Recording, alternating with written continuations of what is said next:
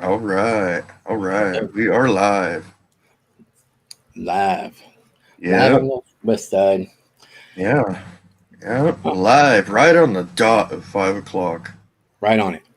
Okay, Right on it. so um, me and we and who's it? Cryptids Canada, kind of partnering up a little bit to shout out each other's channel, and because hers, some people don't want to do video chat, and then they just rather do an email and have their story read. You can do that. I put their contact right here below our screen, and I'll put it in our description also. So if you want to just email them your story, go ahead or go check them out. Um, they got some pretty good Yeah. stories. It's a good option, because a lot of people they don't want to do this. You know what I mean? Yeah, Or yeah, I noticed I that. mean, and we get it. We completely get it. So this is a great option. It's a simple email. Yep. And of course, you probably don't even have to put your own name. Just put something that you would recognize on their channel, Right. so it's your story. And Yep. it helps, even just doing that, even just writing it down and just sending it to someone, just to give it that information to somebody helps, you Yeah. know, mentally and emotionally. And you know, it's I good. mean, that's what Good. I wanted to do when I wanted to tell my story, and then I couldn't tell my story, so I had to actually create. We had to create this. You know. Right. you know. Well, I mean, yeah, my stories, I mean, I didn't know who to tell them to. Then I met you. You were the first one on YouTube that I met in Southern California. You know what I mean? Just going, Yeah. wait a minute, then it led into freaking Bronzini Bigfoot and, Sasquatch Omega. And I started finding out, wow, there's all kinds of people in this, yeah. lower third of the state that does this. And then Cryptid 559, he's in the middle. I Yep. mean, and then, you got Brown Dwarf up top, so, Yeah, I never I mean, knew we had anybody like that either around us. I had no idea. I thought I was just by myself out here, you know? right.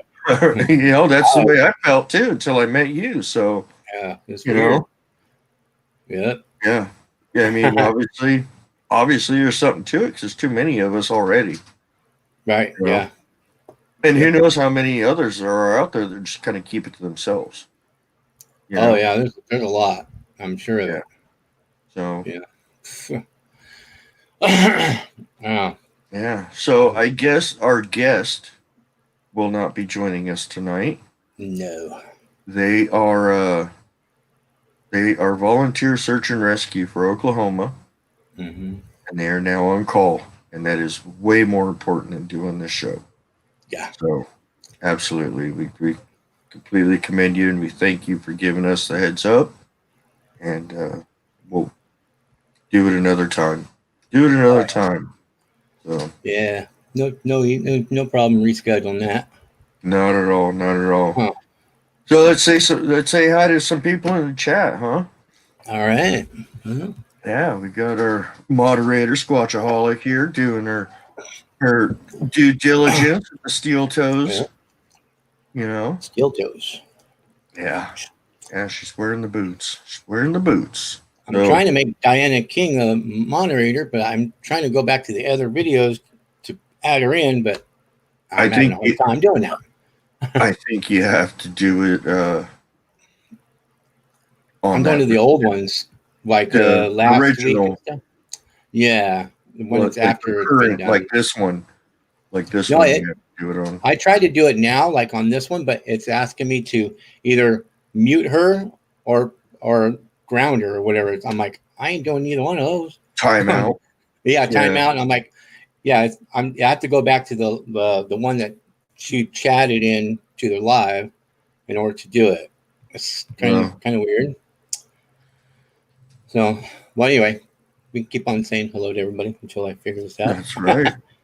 We got Butch Grimes. He's back here for another wonderful episode. Johnny Half, how you doing? Wade Richards, the Squatch Man. How you doing, buddy? And we got our wonderful friend Max Powers What? over on the East Coast. Yeah, Max is in the house. Glad to see you, Wow. buddy. He actually Glad got to see out you. too. You know, he got, yeah, he did. He did, yeah. I saw his video. He got out, did some stuff. Nice, nice. Yeah. Can't wait to watch that. Patrick Vaughn, the incredible Sasquatch tracker. Lori LeBlanc, how you doing? Diana King's in the house. We are getting a full house, buddy. Getting a full house. Well, we So, kind of ripped them off, you know. They're well, I not don't coming know. on. Nobody's coming on. You know, Sorry. you know, life happens. You know, Mhm. so Craig Crandall, how you doing, buddy? He's been in the chat quite a bit. Diana King, how you doing? I am. Larry M. He's back here for another wonderful episode. See, I know Diana was in here the last. Yeah, there she is. Good grief. In typical watch. So everybody keep the chat clean. We got impressionable minds in the chat. So I'm not making fun of you, typical. I'm just respect. All the way, respect. Yeah. So, Livewire, how you doing, buddy? He said thumbs up. All right. So All right. Diana should be a moderator now. Nice. Yeah. So what's going on? What's up with your back here? You've been down and out. I have. Wednesday night, man. Wednesday evening, man. My lower back just went. No more, not having it. And I've been laid out in bed since basically this morning. Today's the first day I've been able to kind of get up and hobble around a little bit. So, man, it was a rough one, you know. So, that's what happens when you have too much fun with no health insurance when you're younger. Yeah. Yep. So, and, you know, my mom and several other people, you know, that stuff's going to catch up with you later in life. I'll be all right. Yeah. I'm bulletproof.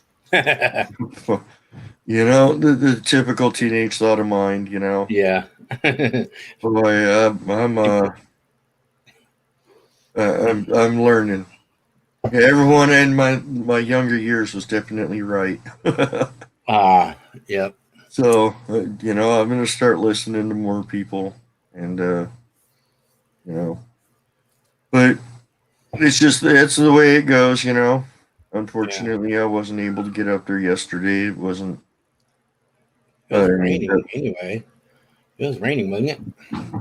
It was, but it wasn't too bad. It wasn't like that freaking hurricane we had here last time. You know, it was just pretty moderate rain. But yeah, I mean, I could have gone up there and stuff. It would not have been not a good scenario, especially up that hill. Yeah. I was slipping everywhere. That hill is one hell of a warm up, let me tell you. Yeah, it is. I mean, that thing's only 50 yards long, but it's 45-degree angle. You mud heels by the time you're done. You know, you get up, your legs are burning by the time you get up to it. Yeah. So. Yeah. Sure enough, there's Lady in the Woods. How you doing, D? So, yeah, I've been laid out on my back, you know. Yeah. That's life. What are you gonna do? I know. Get over it and move forward. So. Yeah. I've been doing a lot of like prepping stuff because in October, you know, I'll be leaving. So I'm getting a lot of prepping stuff done and paying some of my bills, getting my bills paid, and getting like a kind of consolidating my stuff to fit in, you know, some pannier bags, and hook it up on my bike. And I think I don't think we have told the chat what you're up to. Oh I think this is yeah. this is the first time anyone's ever heard of it. Oh, oh yeah. And, I've and been I, lost, and you know, you completely slipped. So I okay. So in October, I'm going to be leaving. Me and Oscar are going to ride cross country. It's just time to do it because I'm not getting any younger. That's for sure. tell them what I, you're riding on. my e-bike, Yeah, and a dang bicycle. Lewis yeah, is going to do a cross country trek.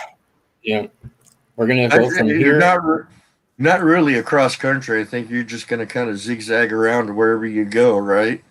Well, I'm the first going to go from here because it's going to be toward the winter time. So I'm going to go from here from San Diego going toward Florida, staying at the bottom 48, and then but I'm going to come up and over um, uh, um, Arizona and over Texas and Oklahoma because it's all desert.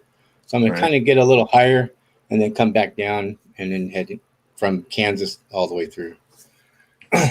Nice. So, and then we're going to go from there and then try to get up to Maine and then from Maine back down to Washington. And then I'm going to zigzag around. You're going to But I'm have going to to be, stop huh? at Max Powers and hang out with him for a week. That's what I'm hoping to like go to different places that, meet the people that been on the chat or Right. even other people. Yeah. I'm even going to Right. stop over at Diana's probably too. Diana King. Nice. Nice. Yeah. And plus, you gotta find all the roadside attractions too. I Yeah. know Yeah. there's a lot of Bigfoot related roadside attractions. Yeah. Especially once you start getting into the Midwest. You know what I mean? Yeah. There's a So, lot of trails that actually, um, yeah, I know it's not all desert. I know I've been through Oklahoma through last time when there was tornadoes.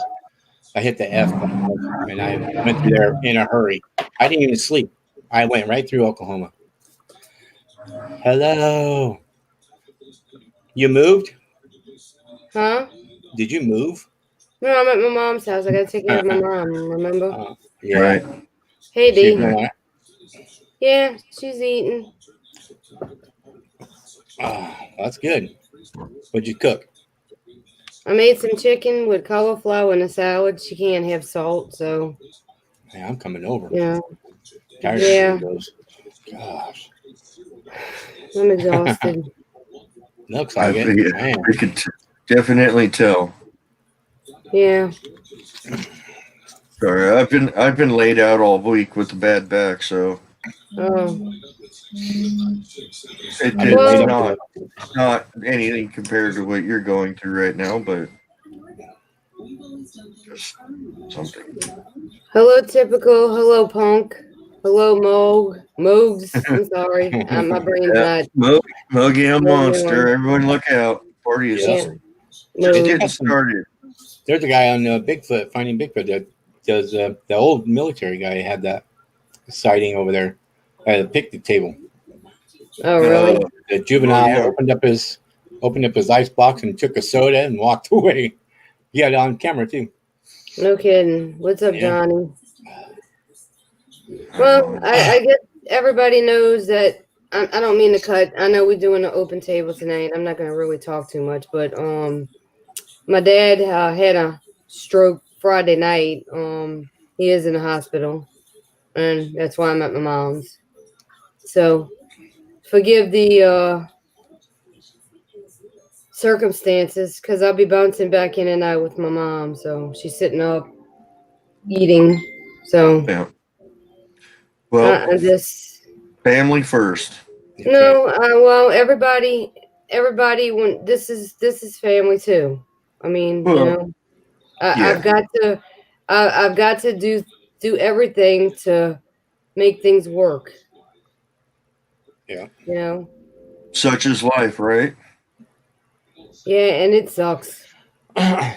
Hey, no one ever said life was easy. That's for sure. Oh, I know, but You know. when you have it's beyond the point when you have not one but two people that can't walk in your family. I'm sorry.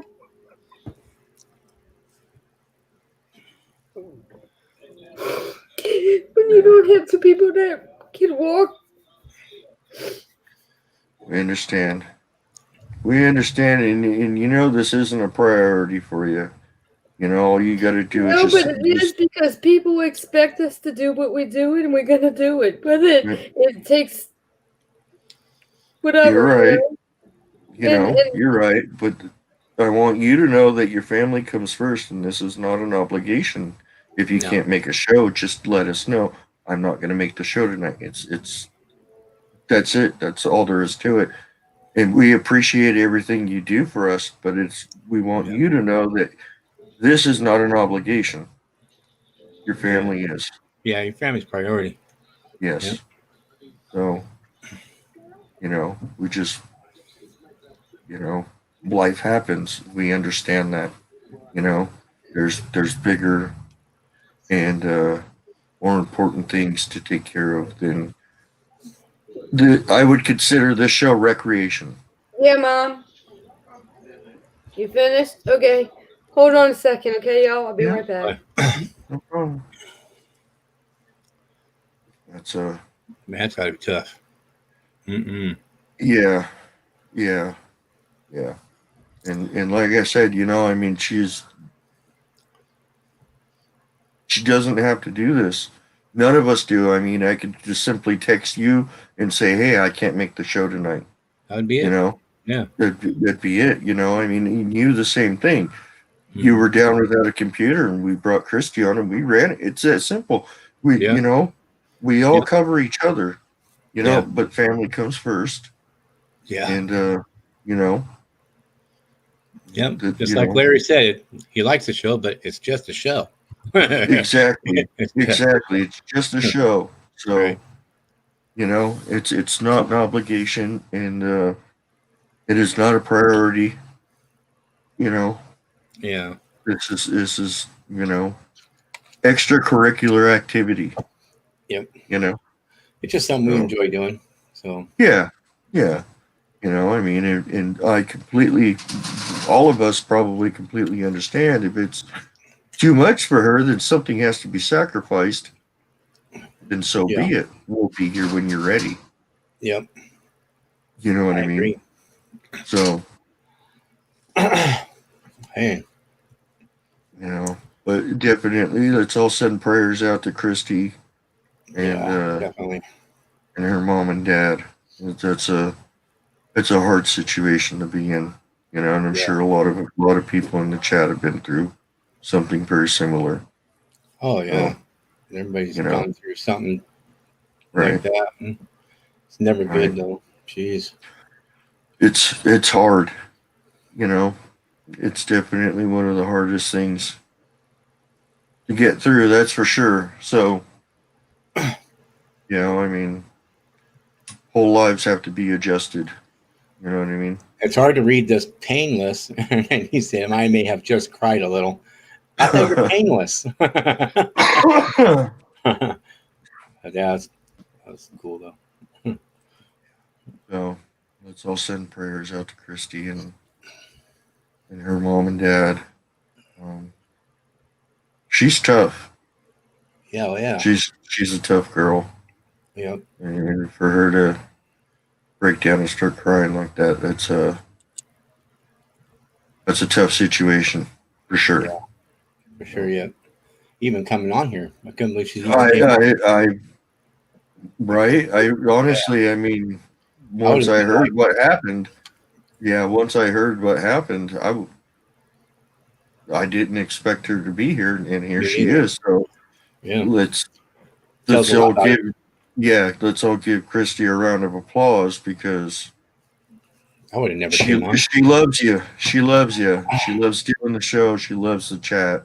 She loves everything about it, and she's our partner, So, Yeah, she ran it, doing all the computer stuff, and now. Oh yeah, absolutely. I mean, she took over the tech part of it and stuff, and you were out because I am just a computer.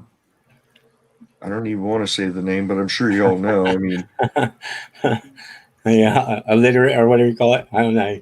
There's a better way of putting it. Computer illiterate. Computer illiterate for sure. I mean, I was the same way too. But my uncle John, I used to. Oh my gosh, I put him through heck. I first got down here and I never knew anything about computers, and he'd come over and he'd give me built me a computer, and I go, you gotta teach me how to do this stuff. And when he did it, but he would not tell me what was going on. He would just do it. So I'm like, all right, you know what I'm gonna do? I mean, he lived like maybe, I don't know, 10 blocks away, zigzagging. So I would be on my computer and I would start deleting everything until the computer stopped working. So then oh, John, the computer's not working. He's like, what the heck are you doing? So he'd come over. He kept coming over for like 2 years because he wouldn't tell me what he was doing. So I had to delete and make it not work for him to come over to show me how to work. So I would sit there right behind him, and he's like, dude, you got to stop deleting stuff. I go, I don't know what this stuff is, but as part of my plan. Speaking of John, how is he doing? We need an update on John. He's doing really good. He's talking to me. He wants to get out of there, but he's actually going to get out. I think in like 2 weeks he's going to be back. Awesome. Hopefully we get him back in the chat soon. So because I couldn't believe, the doctors couldn't believe he's even alive. Tough old goat, man. You ain't gonna get rid of him that easy, are you? No, it's not. That's all right. It's all right. Yeah, so can't wait to get him on here again. Right. Get him back in the chat. So yeah, for sure. Yep, for sure. So, we got Ken M. He just came in. Northern Michigan Bigfoot. How you doing? Yeah. So your trip is going to be interesting. It's just going to be Bigfoot related when it is Bigfoot related, or are you going to like map out kind of? I'm gonna do. Are you gonna deliberately go up through East Texas to try and, you know what I mean, the hot spots? Yeah, well, I'm gonna kind of feel it out first. The only trip I've ever done like that was going through Nevada, and that was all desert, and I did that, and then I didn't like, I was still around people, but it's going to be different because I'm going to be so much farther away. I got to plan it a little differently, and it's going to be cold. It's time to be almost winter time. Right. So I got to plan this a little bit different. But I still got to get Oscar some winter gear. But I'm going to get the panniers for him, one pannier for me, and then the other ones are going to be basically for like tools and cameras and stuff like that. But I'm mostly going to film our adventure on Oscar's channel. And it's called Oscar Adventure. And then I'm going to have my North County Bigfoot one. I'm going to do a different camera or something, because the cameras I had before are just kind of funky. So I'm going to try something different, and I'll be out in the woods a lot. So I'll be doing Bigfoot and definitely out there. So all the way around. So nice. Yeah. I'm going to try to get on here too while I'm out there, but there's going to be a lot of times I'm not going to have signal. So, you know what? Starbucks is everywhere. Starbucks has free Wi-Fi. So if you ever see a Starbucks on a Sunday at 5 o'clock, you know where to go. Yeah. So. And plus, if you end up at a hotel or something for a night, just so you can shower and stuff like that, I'm sure they'll have free Wi-Fi, stuff like that too. And plus, you can always just go live by yourself, Yeah. Just while I'm out there, just kind of, Yeah, for sure. That'd be good. Lori Barnes, how you doing? Painless. Yeah, it's gonna be. I'll tell you what. That's. Dude, for lack of better words, do you got balls to do that? I wouldn't. No. No, that'd be fun. My first drive to Northern Idaho with my wife was absolutely miserable. It gets easier as I go along, but it's like I can't drive, man. I just long drives like that. Mhm. I just start falling asleep. I Oh mean, no. I drove for about 100 miles, and my wife at the end of it was like, "You're gonna run us off the frickin' road. Get the hell out of the seat. Pull over." You're So, driving. yeah, no, because I You're was driving on. falling asleep and stuff, and just I don't know what it is. It's like around town and stuff. I'm fine. For whatever, Yeah. but anything around 100 miles, I don't know. I don't know how she does it. I mean, she drives for 12 hours a day. Ah. When we go up there, we go from here up to Klamath Falls. Mhm. Where she's got some friends, and then from Klamath Falls up into northern Idaho. Mhm. From there, so we go through Oregon, Washington, and pretty much, the length of Idaho. You Yeah. know, Wow. so yeah, 2 days, man. We were up there. Oh. I have a 6-man instant tent, and I carried that through Nevada. And I'm not doing that again. They're big tents, It is, but the good thing is it fit my and they're bike, heavy. my trailer, me, and my dog, all Right. in tent. But yeah, you have to carry that. It's like that is heavy. It's You know, a while back, you recommended me getting one of those instant tents, and we actually got an 8-person it's the instant best tent. thing. Best It's thing. like 18 feet long. It's 10 feet wide, and it's 8 feet tall. You And know you what I put it up mean? in 1 minute. Click, It, click, it click, click. well, it took me a little more than 1 minute, but it was by myself. I Yeah. had never used the tent before, anything like it, but it probably took me 10 minutes.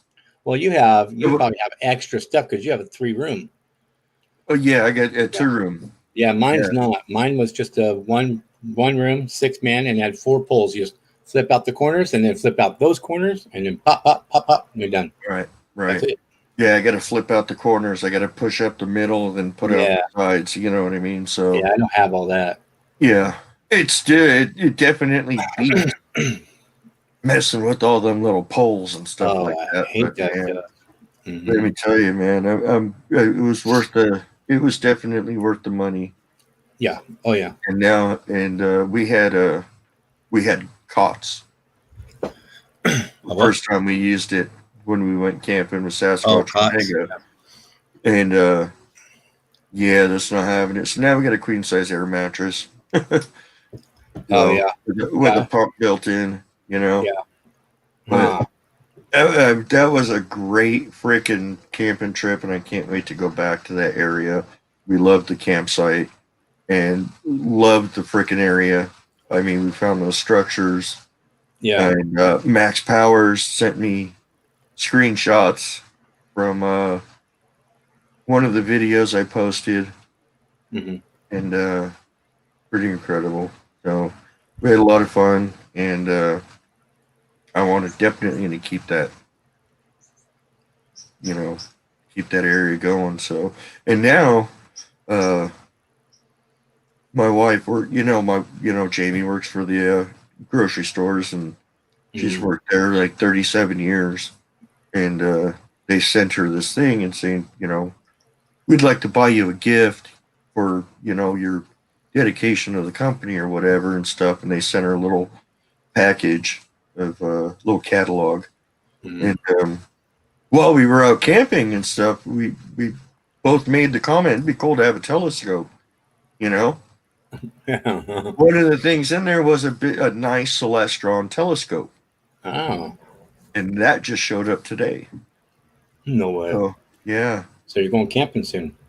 Oh, after winter, No. definitely, because I mean, that camp spot was literally only like a 2-hour drive away, Hmm.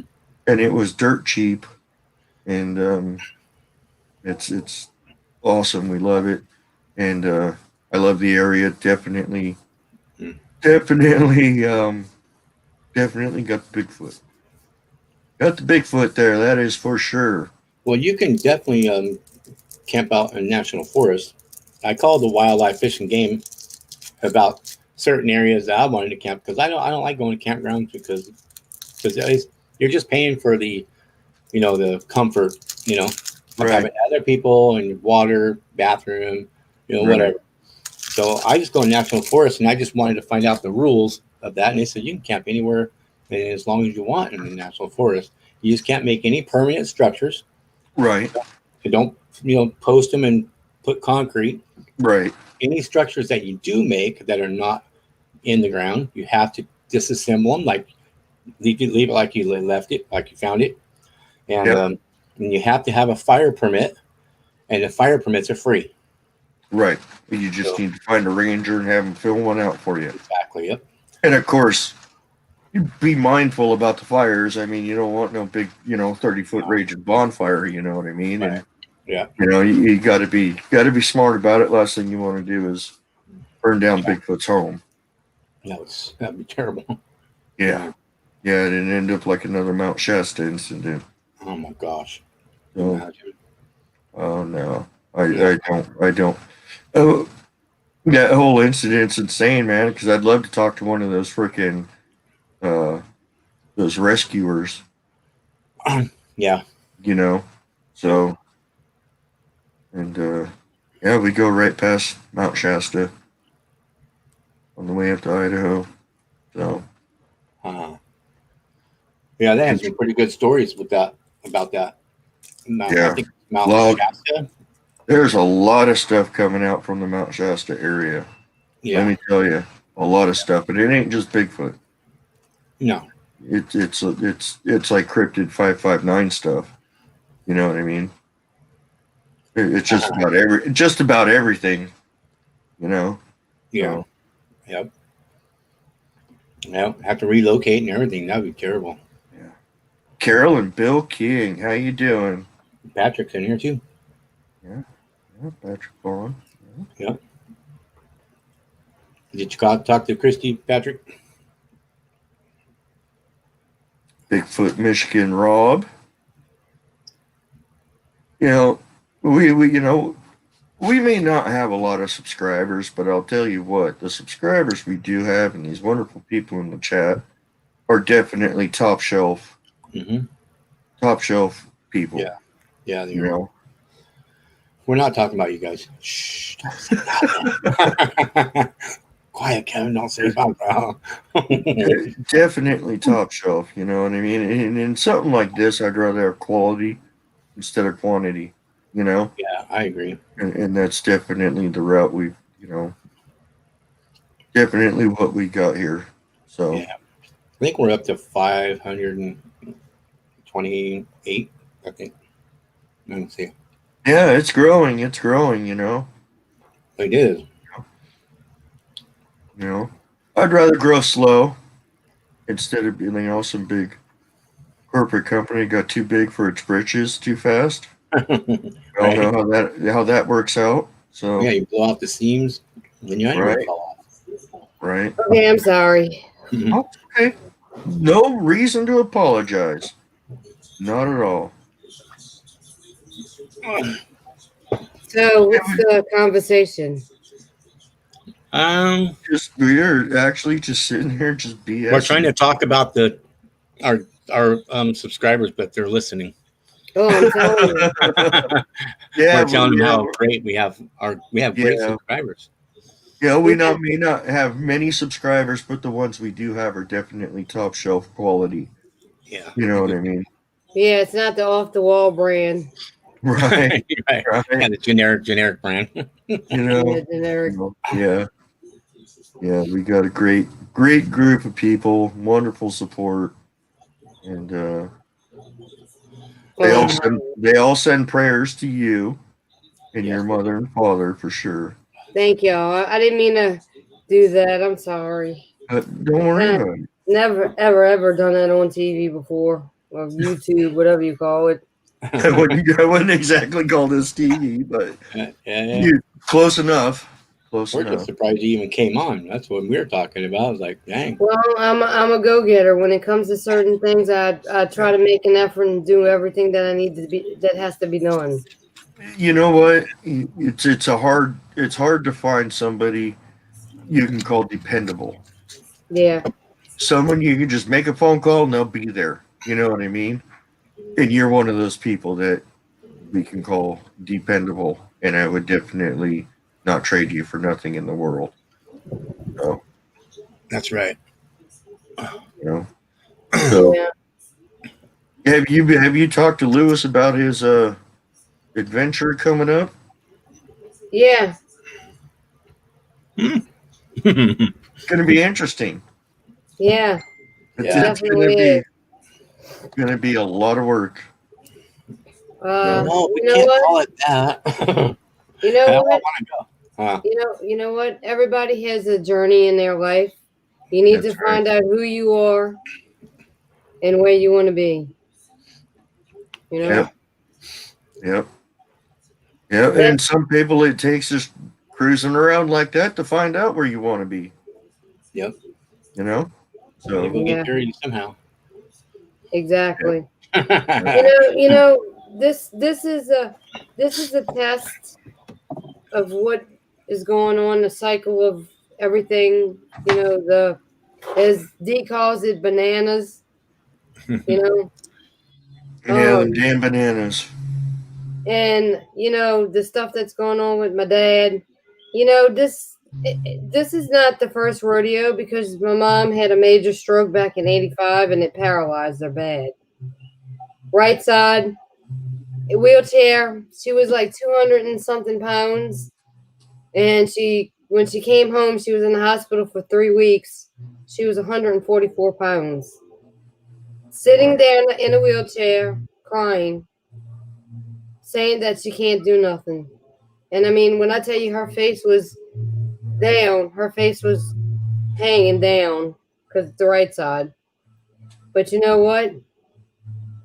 She had that mindset. She went and done it. She got up out of that wheelchair. She started walking. She never drove a day in her life. Never.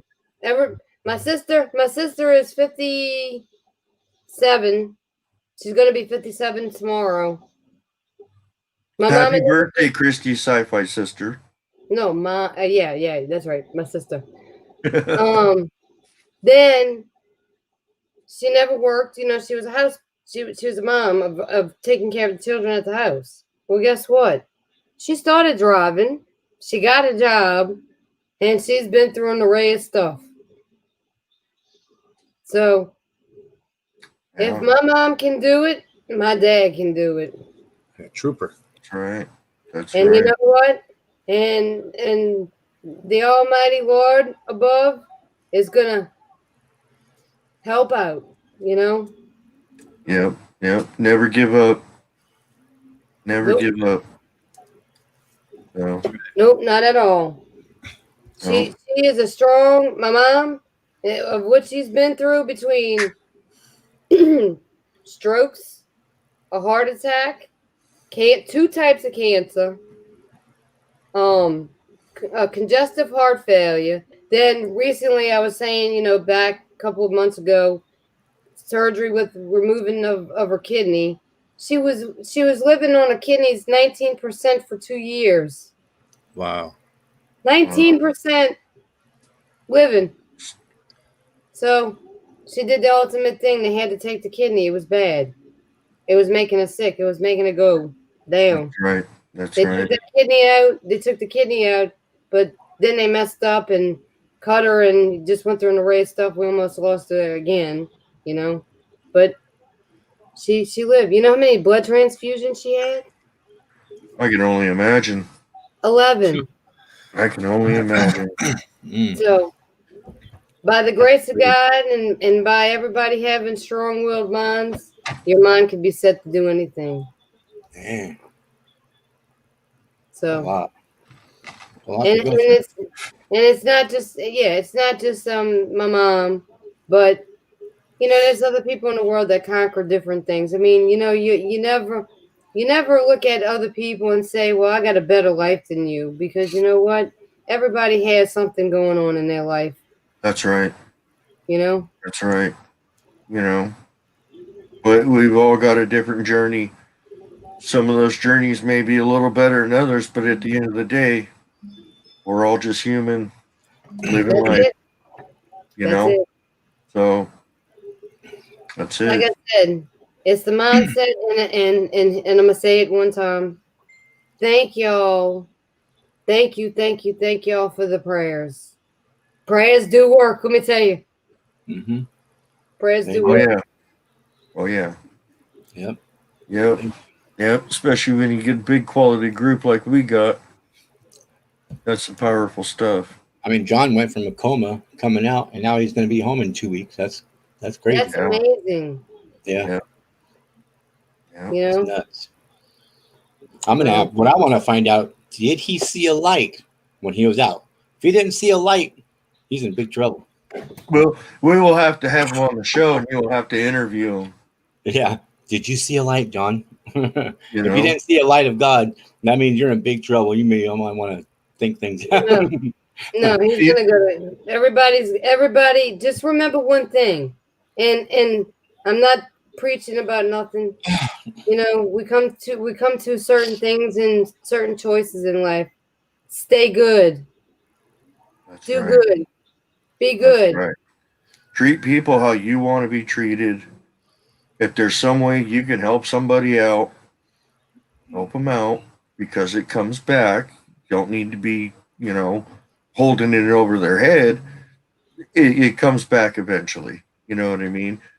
And if we just all got along and didn't do all this BS that you're seeing on mainstream news, this whole world would be a whole lot better. Well, You know you what know I mean? what? You know what? One voice can't change the world, You're but right. many can. Yeah. And it starts and you know who it starts with? It starts with you. It starts with Lewis. It starts with all the people in That's the right. chat room. They And you pass know it what? on. Wait, but they pass it on to the next people. That's right. You know what? I found it as simple as opening the door for somebody and saying, "There you go." That a simple gesture like that nowadays just absolutely blows people's minds. Yeah. Especially here in LA. You know, Exactly. here in Los Angeles. I mean, it's Oh, a simple thing. It's just opening a door for someone. They look at you and go, "Thank you." You're welcome. yeah, but You know. you have it really bad in Los Angeles because I seen a video of the homeless people there. It's like it's It's like bad. we have tent city, like I was saying, we have tent city here, but what y'all got down there, oh Lewis Mhm. has seen it firsthand. Lewis took the train up yeah, here, and I had to pick him up in the middle of all of that. He's seen it firsthand. I yeah. mean, Yeah. it's you know, Christy, did it's you see a video absolutely of that guy? horrible. Wait, what? Did you see a video of that area from a guy that's from Russia or something? He speaks Russian. Um, Some white German guy. in Venice, German He in filmed that. Venice. Yeah, he filmed that whole thing. I was like, man, that's Oh, bad. that's who it was then. Okay, Yeah, yeah, I did see that. yeah, I Yes, seen that too. yes, Yeah, yes. But he I was gets yeah, in actually. depth of it. That's crazy. I mean, yeah. I'm telling you, it's just amazing how we can look at each other and treat people like that. There's to a certain point when you do help people out, there's people that take advantage of you.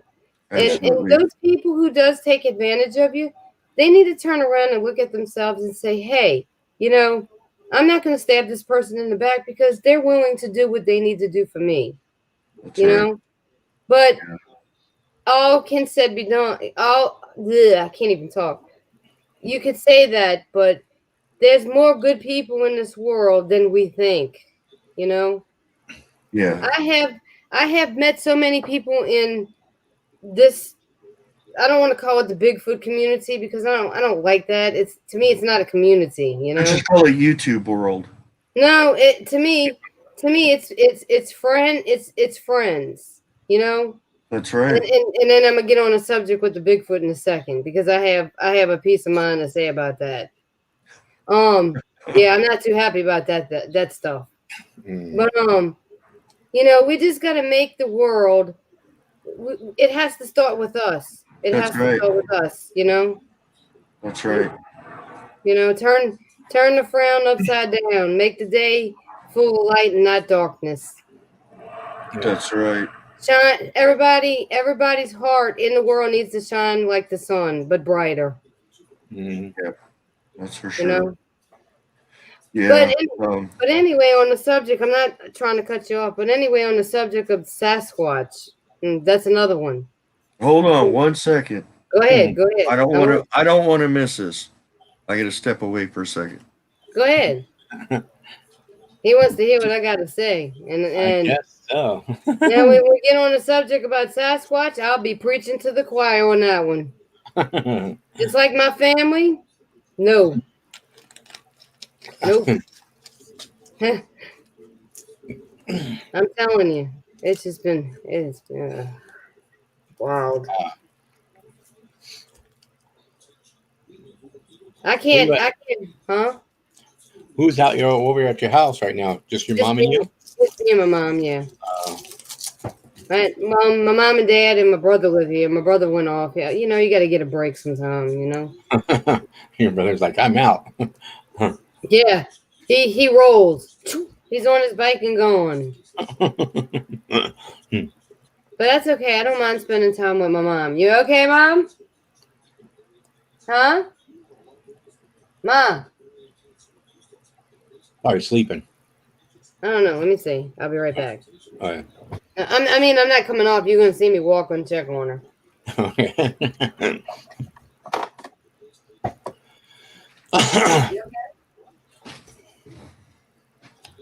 There's you. Now he's back. That'd be weird if Kevin ended up showing up in Christy's camera and Christy showed up in Kevin's camera. Yeah, she's out for the count. I gave her medicine, so she's gotta watch. You know, I gotta do the blood pressure thing, and I gotta watch it with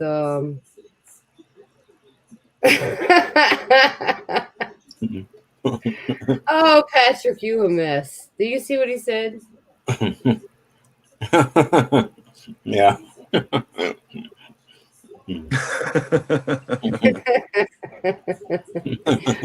No, I'm not in the mood to spank nobody. I mean, maybe I could spank myself, but you know.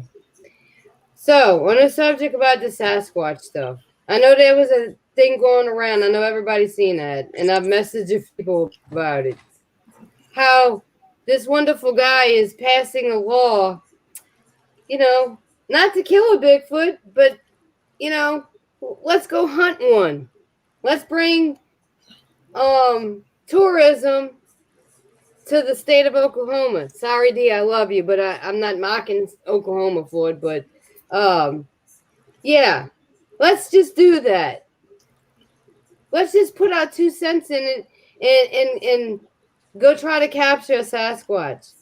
That's what I don't get. It doesn't cost anything to go capture a Bigfoot, but he insists on putting a bill out for a license to hunt a Bigfoot. Then why do you need a license? If you're just going to capture a Bigfoot, there's no law against catching one.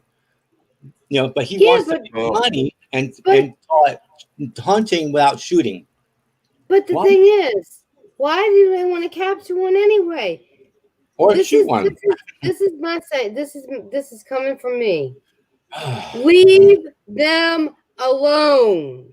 They do not want to be bothered. No, okay, now. You know, that brings me to a website I found many, many, many years ago when I first got into this topic. I agree, Patrick. And this website is, I forget the name of it, but it's in the northern peninsula of Michigan. And they claim to have, I think they said 2,000 acres that are fenced off with 24-foot tall electrified fences because they have Bigfoot on their property. So supposedly they fenced them in, electrified the fence, and now they charge people to go hunt one. Oh, how nice. That's stupid. And they also have a butcher on site that will butcher the Bigfoot and turn it into jerky. Oh no. They're cannibals now. They're murderers Yeah. and cannibals. Obviously, obviously, I feel the website is an absolute joke. Yeah, it's crazy. But the fact that someone would put that out there is disgusting. Yeah. You know? Yeah, I would even question if these people are even sane. You know what I mean? Right. Why would you even do something like that to one? That just blows my mind. Right. If I'm already I'm getting upset already. I'm just like, if I was in front of them, wouldn't be good. I'll tell you that. Yeah. That would, Not be good. and besides, I mean, we all know how the forest people, they operate. Okay, you may see the one directly in front of you, but you don't see the ones on either side of you. And if you were to point a weapon and pull that trigger and hit one, you ain't getting out of there with it. No, I don't think so either. That's You're not why you getting never get a body, because that's You're- what happens. Going to become another statistic on the 411. That is Yes, what's going to happen. for sure, because they will not let you have it. Will Nope. not. Nope. And people, I mean, to go back to how human like they are, a person would do the same thing. You know, Yeah. You know, if you shot a person and that person had other people around, they're going to come after you, and you're probably not going to leave that area. Most likely, it'll be like one of your family members. It's like having your family member shot, and you That's right. you watch them take it. You know. Yeah, No, it's not going to happen. Not going to Yeah, happen. it'd be like a foreign mafia coming to hunt you down. Absolutely. They'll stalk you all the way You know? back to your car, and when you have the key in the thing, you're gone. Yep. You're killed. As soon as you put the key in the car door and turn it, activates a bomb and just kablooey. You know? I mean, Yeah. Yeah. Well, I like the saying, how can you catch something when you can't find it? That's right. Yeah. Or hunt something that don't exist. Right. Yeah. Right. They don't Right. exist. And Yeah. I mean, I've seen firsthand how fast they are. They're fast. Oh I think we all have seen it firsthand. no, With their own eyes. I've never seen that, It's Kevin. it's quite incredible. They're Just imagine absolutely yourself being on meth for like a month, never Oh, sleeping, no. and then you see a shadow go like that, and then you're like, "That's them." Like that, huh? Yeah. literally like a black streak of lightning just going through the woods. You know, I mean, they're so fast. I think that's how they do it. Is they're so fast that the leaves and the branches don't have time to even react to them going through it. You know what I mean? Happens so fast and just you know. So Yeah. you ain't getting out of there. You ain't getting out of there with a body. Nope. Nope. If I think possibly the government could have, but again, they have many resources. Yeah. You know, average everyday Joe Schmoes like us, it ain't gonna happen. Nope. Yeah. So, Oh, he's on camera. Does he know it? Good. Yeah, Warren, you're on camera. Come say hi. This is my brother. You gotta look over this way. Where at? It's kind of weird. Hello. Hello. That's Kevin down at the bottom, and that's Lewis, and Yeah. everybody in the chat room. You on live on YouTube. Yeah, I watch YouTube famous. YouTube famous. He had his 15 minutes, 15 minutes of fame. There you go. Lady in the Woods said hello. Hello. Lori said hello. Pat said hello. Pat always calls me and we talk. She sees my brother. Yeah. Squatchaholic said hi, bro. Squatchaholic said hi, bro. Nothing much, man, he said. So, but anyway, back onto this dude. That's why I'm not gonna say no names, you know. Right, right. It's better if I you would think get- I think I have an idea of who it might be. What's that? Who is doing that? Oh, But yeah. I'm not Yes. Tell us later offline. right. Yeah, we don't need to go. I think I have an idea too, but I'm gonna throw mine at you first and see. Yeah, no name calling. No, No. you know, no dropping Oh, names. We don't need to put anybody on blast. It ain't gonna happen. So, did anybody see Christy on Sawdust Beast?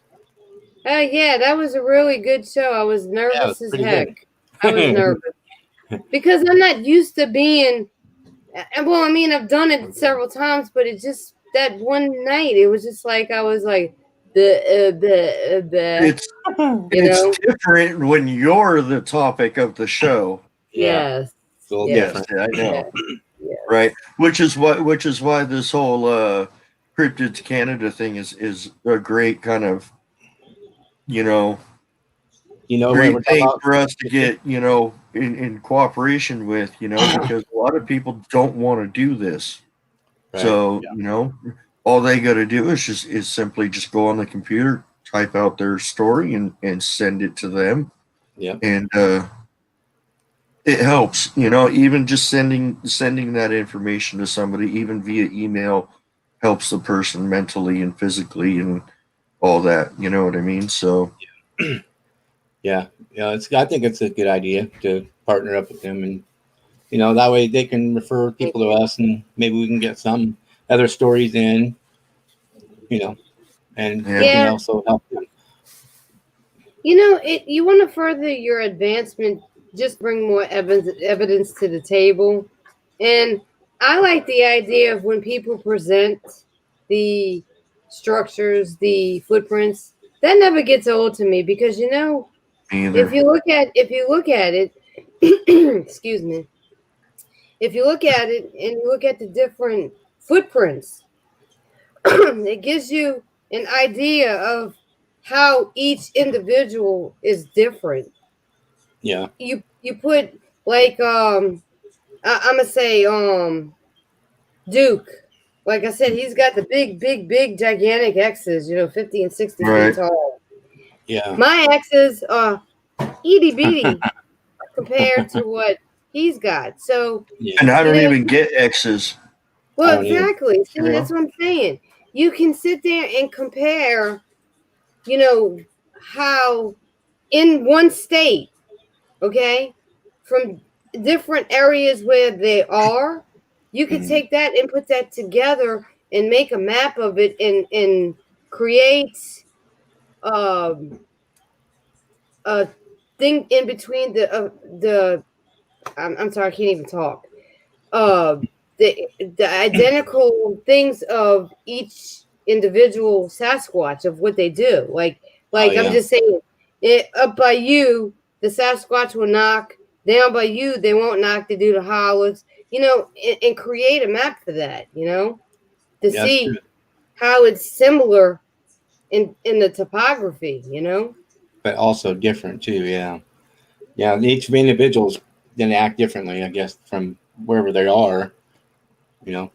Like Yeah. mine. It probably comes down to just like us. It's the way our parents raised us.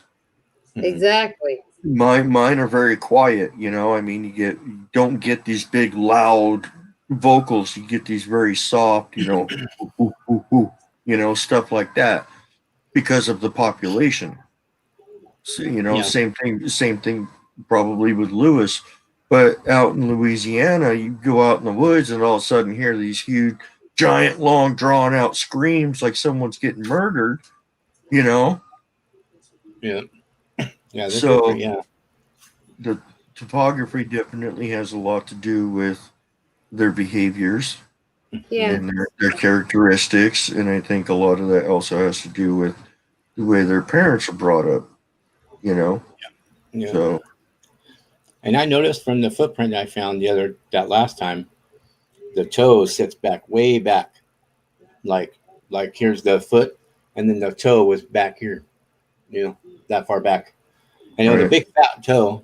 So that's my first time ever seeing that footprint ever from there. I never seen the male's footprint. I always seen the female's footprint. Yeah. That's weird. I was Yeah. blown away by that one. See, same as people. I mean, if we were to, if all three of us were to put our foot in cement, you'd be able to tell immediately. You know what I mean? Those are all different. Mm-hmm. So Yeah. just like humans, everyone's different. We're similar because we all have 5 fingers and toes. Yeah. They're I was blown similar. away where the toe was located, what was blowing me away. Yeah. It was Yeah. so far back. You know? Kind of like your fingers, that was kind of like that, Your Yeah. thumb, kind of weird. It's like, That's just like people get the 3 toes and the 4 toes, even all rich people. 6 toes. I mean, that's just a strange. Somebody sent me I don't know who it was. I can't remember, but they sent me a thing saying that they found a 6-toed print, and I'm like, that's kind of weird. And they were asking me, I'm like, to be honest with you, I don't know, but I can sit here and maybe find out from some other people. Would the have you had any interactions, or just like doing with Sasquatch, smells, structure, footprints? I mean, not footprints. Anything thrown at you? Got to figure it out, Yeah. and I can pass it along right back at you. I mean, look at humans. I mean, you have people born with 6 fingers and 6 toes. You have some of them born, with what's that? Football. The where they call it clav. Mid-dermal Whatever. break. No, they where their hands are fused together like a crab claw. Oh, And then the hypertrichosis with those, the hair all over their body. yeah. Maybe the toes or something along the Sleep sort. stacks. It comes back to the DNA they pass on to their young. You know what I mean? Same thing as humans. Yeah. Maybe that has something to do with the different toes. Oh, that's a good one. Look, Mr. Veer said that how you say that? Kandahar. Kandahar giant. Do you know anything about the Kandahar giant? No, I haven't. That's the first I've ever heard of that. And again, Here's a quick rundown of the Kandahar giant. This happened, I believe, in 2012 in Kandahar, which is in like Saudi Arabia, Iraq, Iran area. Desert Storm. Okay? Desert Storm is what this is all about. And they sent a platoon, I think, of 7 people to go scope out a set of mountains that supposedly terrorists were inhabiting the caves there. And when they approached a certain cave, they found bones all over the place and a foul stench, and a giant, red-haired giant came out with a giant spear, killed all 7 of the platoon. Okay, U.S. soldiers. Killed all 7 U.S. soldiers of that first platoon. really? Speared them. And so they sent another platoon out. I think they had doubled the people this time. And they were not told what they were going there for until they literally walked up on the cave. And the commander at that platoon said, "Aim high." And that's odd that he would say that, because that means headshot. He said, "Aim high, aim high, aim high." And this giant came out, actually speared another 2 of their guys before they unloaded over 1,000 rounds into this giant's face. Good grief. To the point to where it dropped. This is in 2012. Oh wait, look, Mauve said. Yeah, they have like said they 15 have 2 tall. rows of teeth. Yeah, 15 Yeah. foot tall monsters Yeah. around the cave out there. They used to chase the Locals. humvees and the Yes. and the motorcycles. Locals. Yep. Yeah, And they're 50 feet tall. yep. And a helicopter quickly swooped in with a net. They loaded it into the net, and the helicopter took it to a airport where it was loaded, I think, onto a C-337, one of the big troop transport planes with the 4 motors. Yep. Mm-hmm. Here's the kicker. My buddy was actually on that transport. Oh, really? Yeah, he verified the entire thing, and it supposedly from him it actually did happen. Well, I tell you what, if I was in Because his payload said it was 2,000 pounds, ooh, and the Sweet. skid it was on weighed 437 pounds. wow.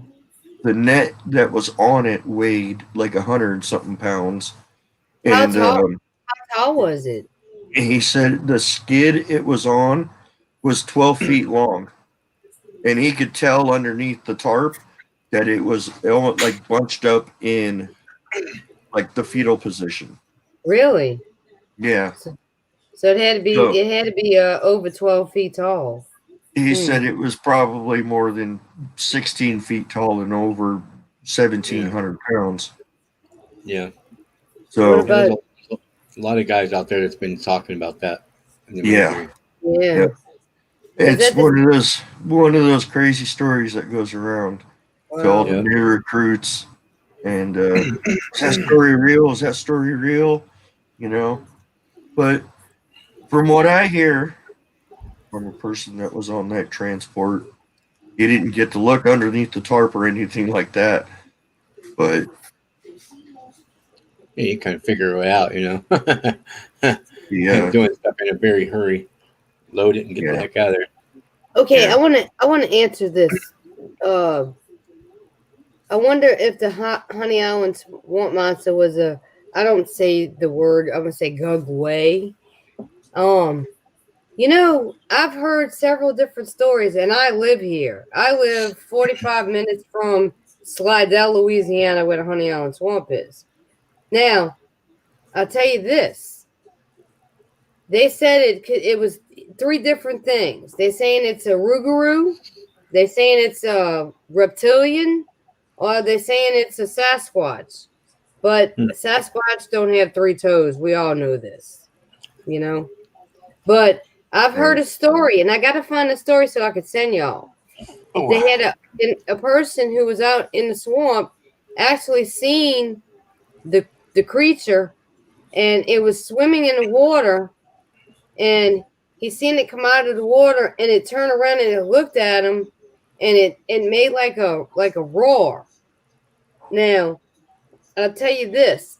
I had my second sister that lives in Oklahoma. She was out in the Honey Island swamps with a bunch of people that were horseback riding out there. And they got stuck on the road or something because somebody got a flat tire and they was waiting for them to change it. They heard some screams out there. My sister just told me that not too long ago. And I'm like, well, you didn't tell me nothing. She's like, well, I didn't even think about it. I'm going, well, what did the scream sound like? She says, I couldn't tell you, but it was scary. I hate to be out there and hear that thing. Oh, man. Yeah, for that point, yeah, exactly.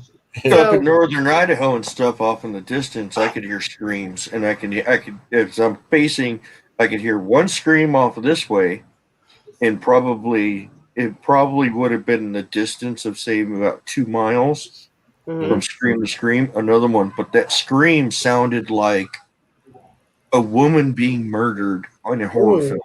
Oh my goodness. That's what it sounded like. And it's like, I've heard mountain lions scream. I've heard bobcats scream.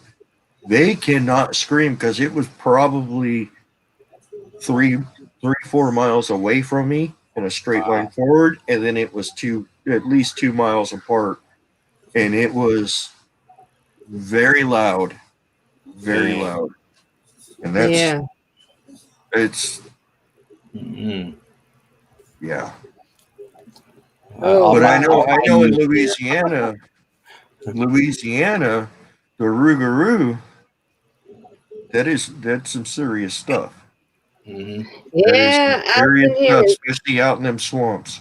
Yeah, Them well, guess people what? out, I mean, that is, No thanks. You know, it's beautiful. I used to go freshwater fishing back up in there, up in Slidell. And I tell you what, when people tell you the truth about the swamp being beautiful during the day and eerie at night, that is the truth. it's an understatement. Yeah, exactly. It is an understatement. Anything with hell, not good. Well, Yep. well, I know where Hell's Canyon is. Yeah. Yep. I know where Hell's Canyon is. I've been there once. You know, Way before I had the Bigfoot bug. So, No. well, you know, the Sasquatch, like we always talk about, the Sasquatch just need to be left alone. I mean, if you want to interact with them, you know, we tell everybody what they need to do. You know, it's like, what's the point? You know, what I Yeah. say. Yep. right? I like to continue. I like to continue the expos and just go out there and interact with them. Let them throw rocks at you. Let them, you know, Right. it's fun. It's fun. Just camp out. Yeah. Yeah, It is, you know.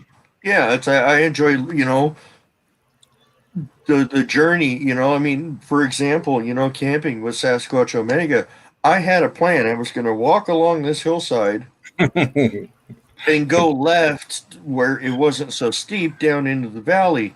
And for some reason, I didn't. Where I was supposed to turn left, I went straight. I went up and over, and that's where we found the structures. Yep. Something told you to go there. Something told me to go there. Something deviated. I had it dead set in my head. We're going to go down to right there. We're going to make a left. We're going to go down and try and get over on that hill over there. And Yeah. we did. You didn't do any of it.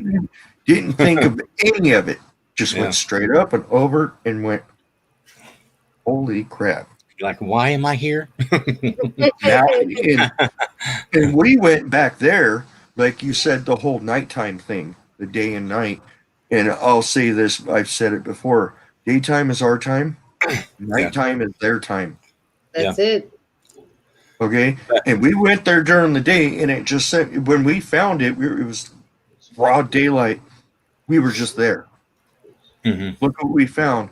There was no weird things like something's watching us. There was no feelings. There was no, we were just there, and this is what we found. We went back at night, and you can see it in my video. No, we need to go. We need to go now. We don't belong here. The whole vibe was completely different. Well, You know, yeah. no, we don't belong here. We need to go. We need to go. And it got to a point to where I actually had to raise my voice at Dave. No, we need to go now. Yeah. And we were definitely escorted out of there. Oh So- yeah, if they don't want you in there, go. Don't hang around. Don't be stupid. That's just like walking to the corner store and you see a crack sale going on. Are you going to stand there and continue to watch it, or are you going to get the heck out of there? Right. Right. It's like walking into a convenience store and it's the cashier's being held at gunpoint. Are you going to stand behind that guy holding the gun, waiting to get your Hurry stuff? up. Yeah. You know what I mean? I'm gonna say, well, So- since you got the gun pointed at him, I'm gonna go ahead and leave with all my stuff. Is that okay? I was just coming to buy You're in the a Snicker mood. bar. Since you're in the mood for giving stuff away, I'm just going to grab this, bro. You know? Yeah. Ain't going to happen. You know what I mean? But it's I've said it before, and I'll say it again, and I'll continue to say it. Daytime's our time, nighttime is their time. But nighttime is fun, though. I tell you. Yeah, it I'll is. tell you what. It is, man. I'll It tell is. you Unlike what, man. people who are scared to go out at night. It's great. You know, It's weird to hear that It stuff is. at that time. it will. I mean, especially when you have a FLIR at your disposal. Yeah. and you can see where normal people can't, Yep. and you get to see what you shouldn't see. It gets your heart going for sure. It is because they can't see that light. They don't know unless you pull your eye away from that thing and they see the light coming off that to your face. But that's it. If that thing is on there, they can't see nothing. Yeah, they can't. And it was. I'll tell you what. I had the FLIR and I handed it to David. And said, "Here, you play with it, man. I've had enough. You know, I've had enough." That's just like. Can you see it or you can't? No, just turn your phone sideways a little bit. I kind of angle it. No, up or down, like this. Huh? Almost. Oh, there we go. Almost. Turn sideways a little. There you go. Okay, that's what we see is in the FLIR, you know. Right. Yeah. And I think that is the most neatest thing.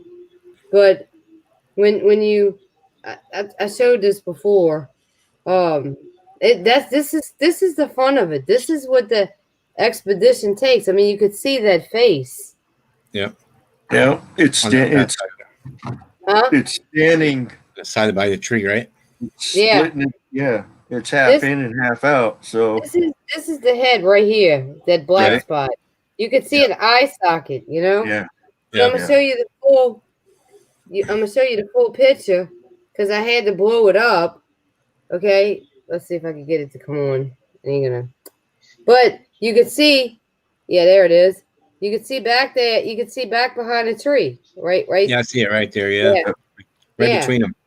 There it goes. Look, you see it? Yeah. Yeah. That light helped out.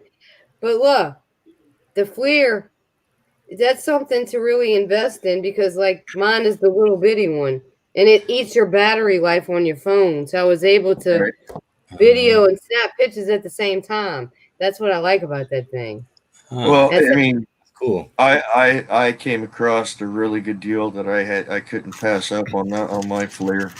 So yeah, it was a good deal. Half off. Yeah. Actually, it's probably more than half off. Yeah. I bought it for over $600, and then I told Kevin, "You want a FLIR?" He's like, "How much?" I'm like, $300. Like, send it. You see, the thing is, yours is the one with the like a binocular type. Yeah, binocular. They need to come up with something to show like a screen. You know what I'm saying? That would be to infrared, just like this, like a phone, like a cell phone. FLIR has that. Oh, they do. $25,000. Yeah, no, thank you. Yeah. Oh, I get 25,000. You want it? Here you go. No problem, right? Close your eyes and put your hand out and just imagine it. But like the consumer model that I got from Lewis has option of taking photo and 30-second video. No, you can video for as long as you want until the battery dies. Right. Mm-hmm. So I can take video, and I did take video. And you have 10 different modes that you can go through that do different contrasts. Light filters, you got black, black hot, white hot, then you have the thermal, then you have the It's definitely worth the money.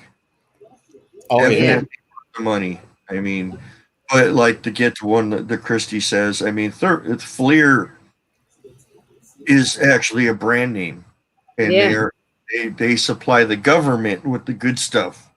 Well, of course. And they do. If you do have the money, you can get a big FLIR camera with the big.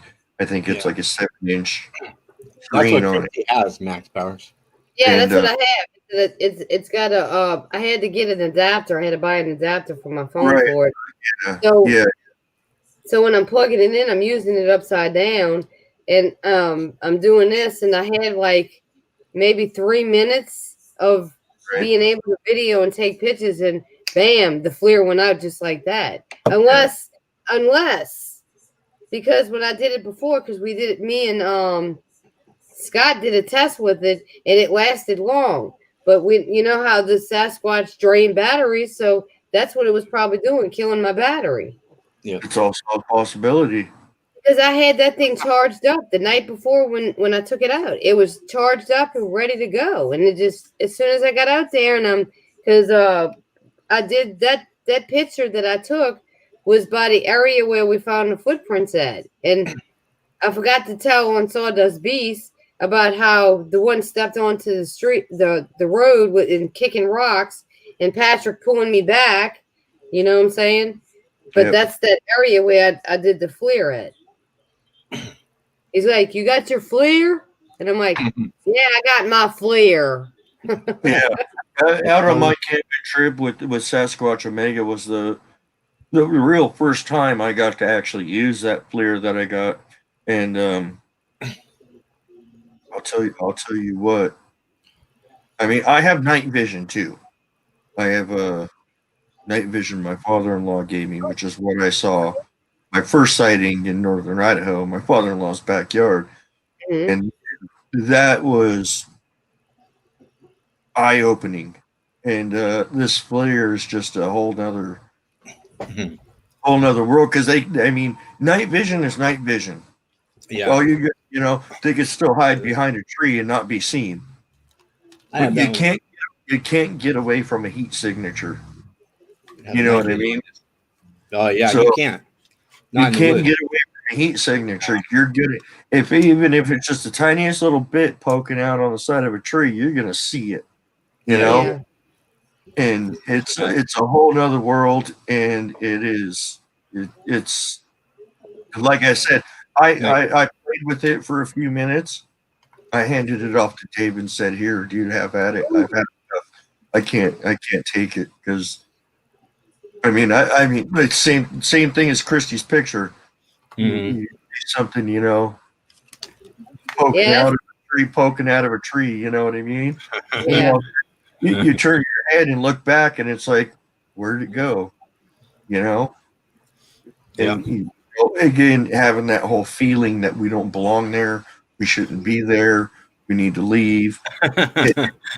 It gets the heart rate going real quick. Especially when you see it. You're like, I gotta go. Go ahead.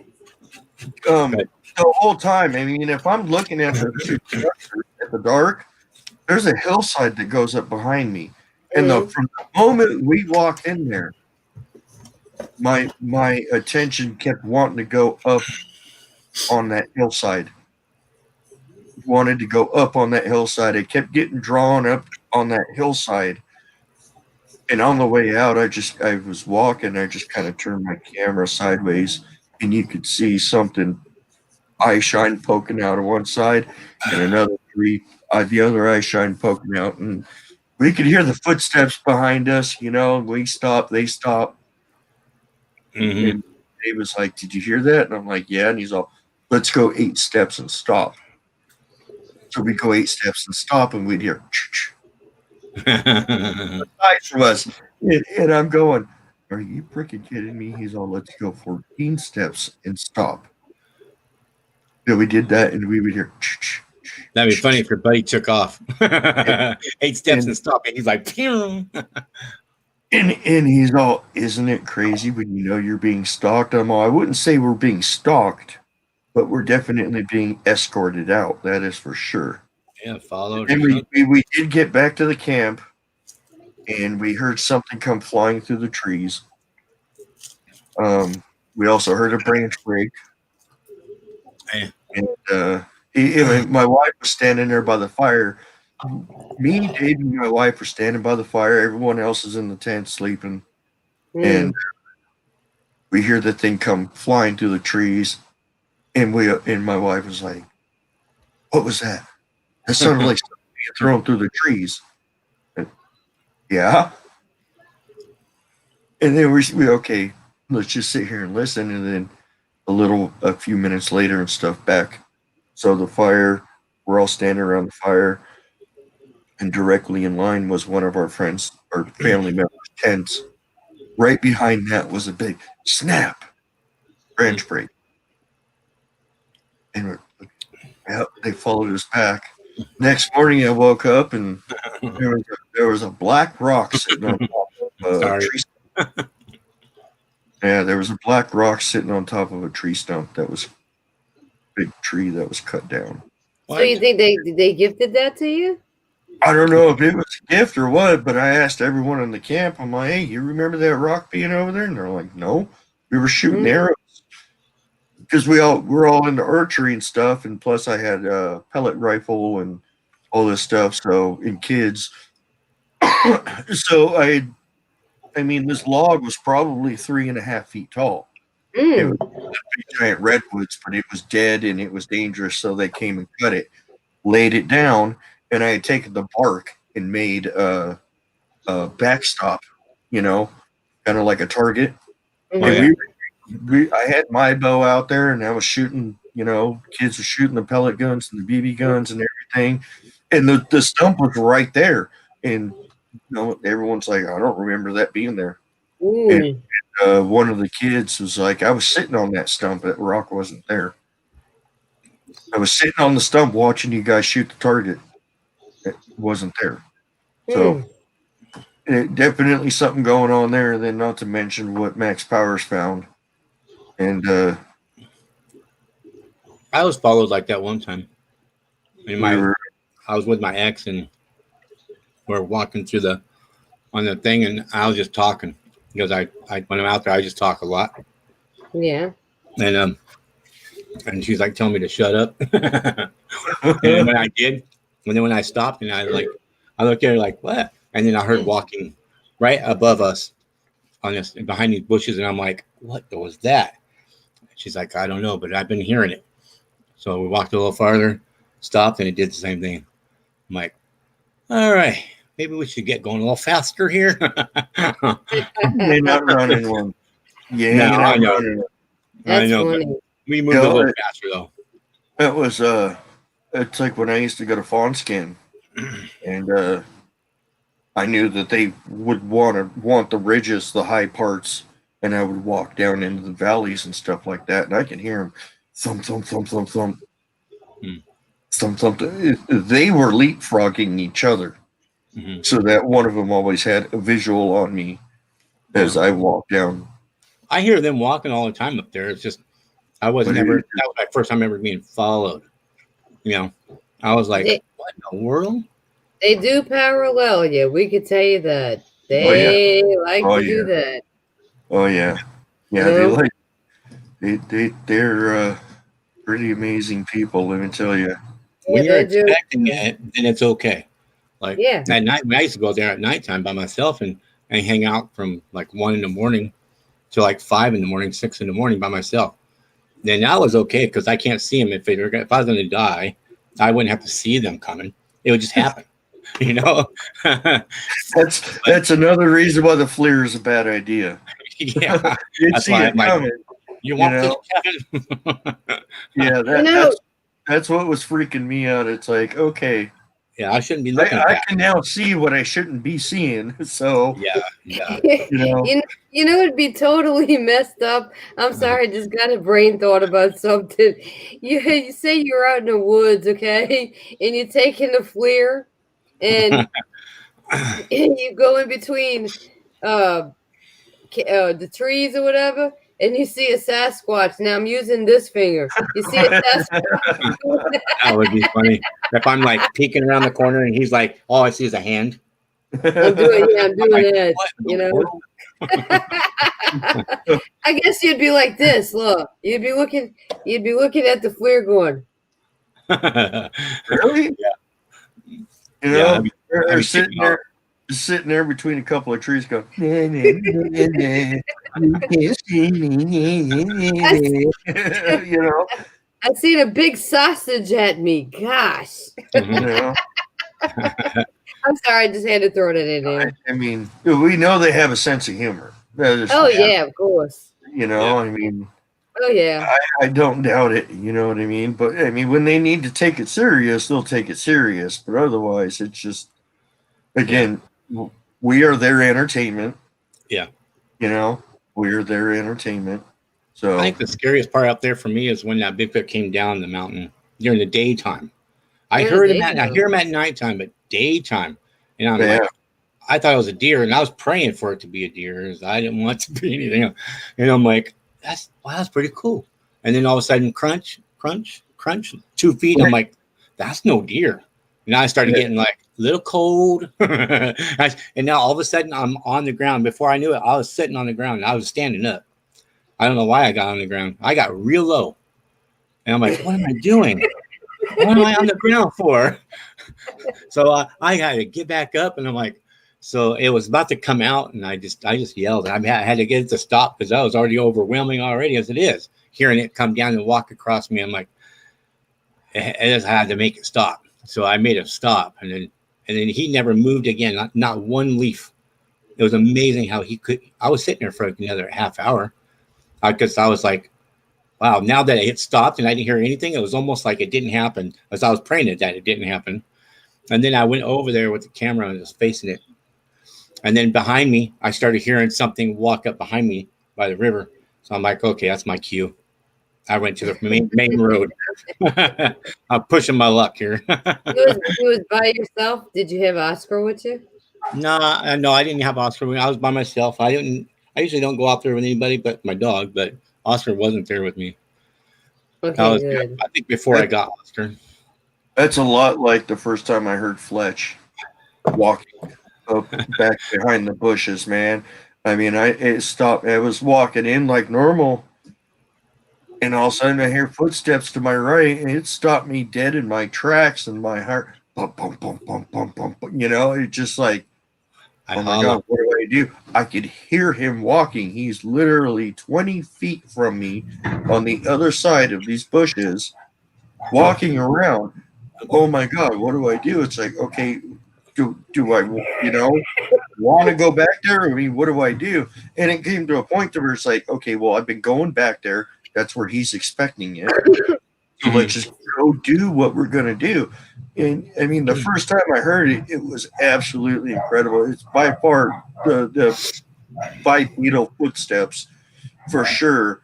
And ever since then, it got easier and easier. And it's like, okay, well, let me whistle and see what happens. So I'd whistle once, and I think that would get his attention. I'd whistle again, and it would just confirm, okay, it's just me. And then you'd hear him coming from the back. I could hear him coming from the back, walking up to that tree line in the exact same spot every time and walking back and forth. So, the heck was that? Typical. Yeah, I heard them bark. Sunday night football. Sunday night football. It's actually been kind of quiet tonight, except for that. Yeah, typical. I haven't reported them barking on mine. They bark a lot. Yeah. One bark, usually just one big bark. Every hour, half hour. I got mine are very quiet. Mine are very quiet, but sometimes I'll get lucky, and big feller gave me the old ooh ooh ooh ooh ooh, from behind me, and I got that on video. And it ain't a dog, it ain't a person. It's pretty impressive, You did that pretty good. He did. You should hear the growl I did when Fletch growled at me. That's pretty much spot on what I heard. Do it. I don't know if I can now. I bet you can.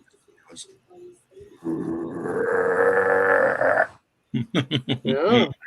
Yeah.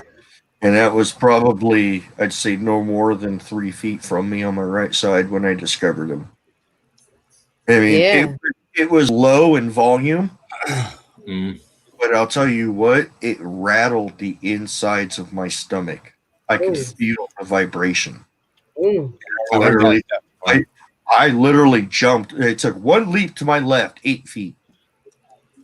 And I was like, I got out my phone and went, you got to be kidding me. Little did I know that he had moved back and stood up. And when I did a growl impression in that video, you could see him duck and slowly back up. And this whole time, I had no idea that big feller was literally 8 feet to my left watching all of this. Quiet as could be. Because usually when you do growls at them, like it's like a challenge to them. And that's amazing it's amazing how he dipped down. You know what I'm saying? I guess he wasn't expecting that from you. He wasn't. I don't think he was expecting. I think the whole point of this place is that everybody out there stays on the main fire roads. They're able to come up to the bushes and just watch people all day long, like watch us watching TV. And then all of a sudden, here comes me, walking along the bushes, come around a bush, and scared the crap out of him. So he growled at me. You know what I mean? I scared him. That was the growl. So, you know. Well, you know, but you know, like when Patrick does his, I mean, dude, he's good at doing that. When he goes, rah! You know, I mean, that shit carried all the way down the road. I was like, aggressive call? Yeah. I was like, he's like, this is the only way that we can entice them to really get something back from them. And I'm going, at the time, I didn't know what it meant, you know? I think that would be like a challenge. Yeah. But hey, it worked on several occasions, you know? No, that's how a lot of people do it. Because that's probably pretty much the only way, because that feels like they have to protect something. Never, you know. Yeah, but like he says, he heard a guttural gruff exhalation. Exhalation. My God. Yeah. See? Yeah, that would be good outside the tent. Even though they can't hurt you through that tent, they can never touch you. I had that. You're perfectly safe in there. No, that's what people think. Let me jump in the tent; I'll be safe. Yeah, it'll be all fine. Don't worry. And guess what? You're not even safe in the house either. They can break the doors down, come through the windows. You know. Yeah, some guy said that. He said, "I'm never going to go camping without a motorhome." I'm like, they can rip that wall right off the motorhome. Yeah, walk right in there and snatch you up and do whatever. That motorhome ain't nothing. There's stories. There's stories of doors being ripped off of motorhomes. You know what I mean? Yeah. Even walls. They ripped off the whole wall.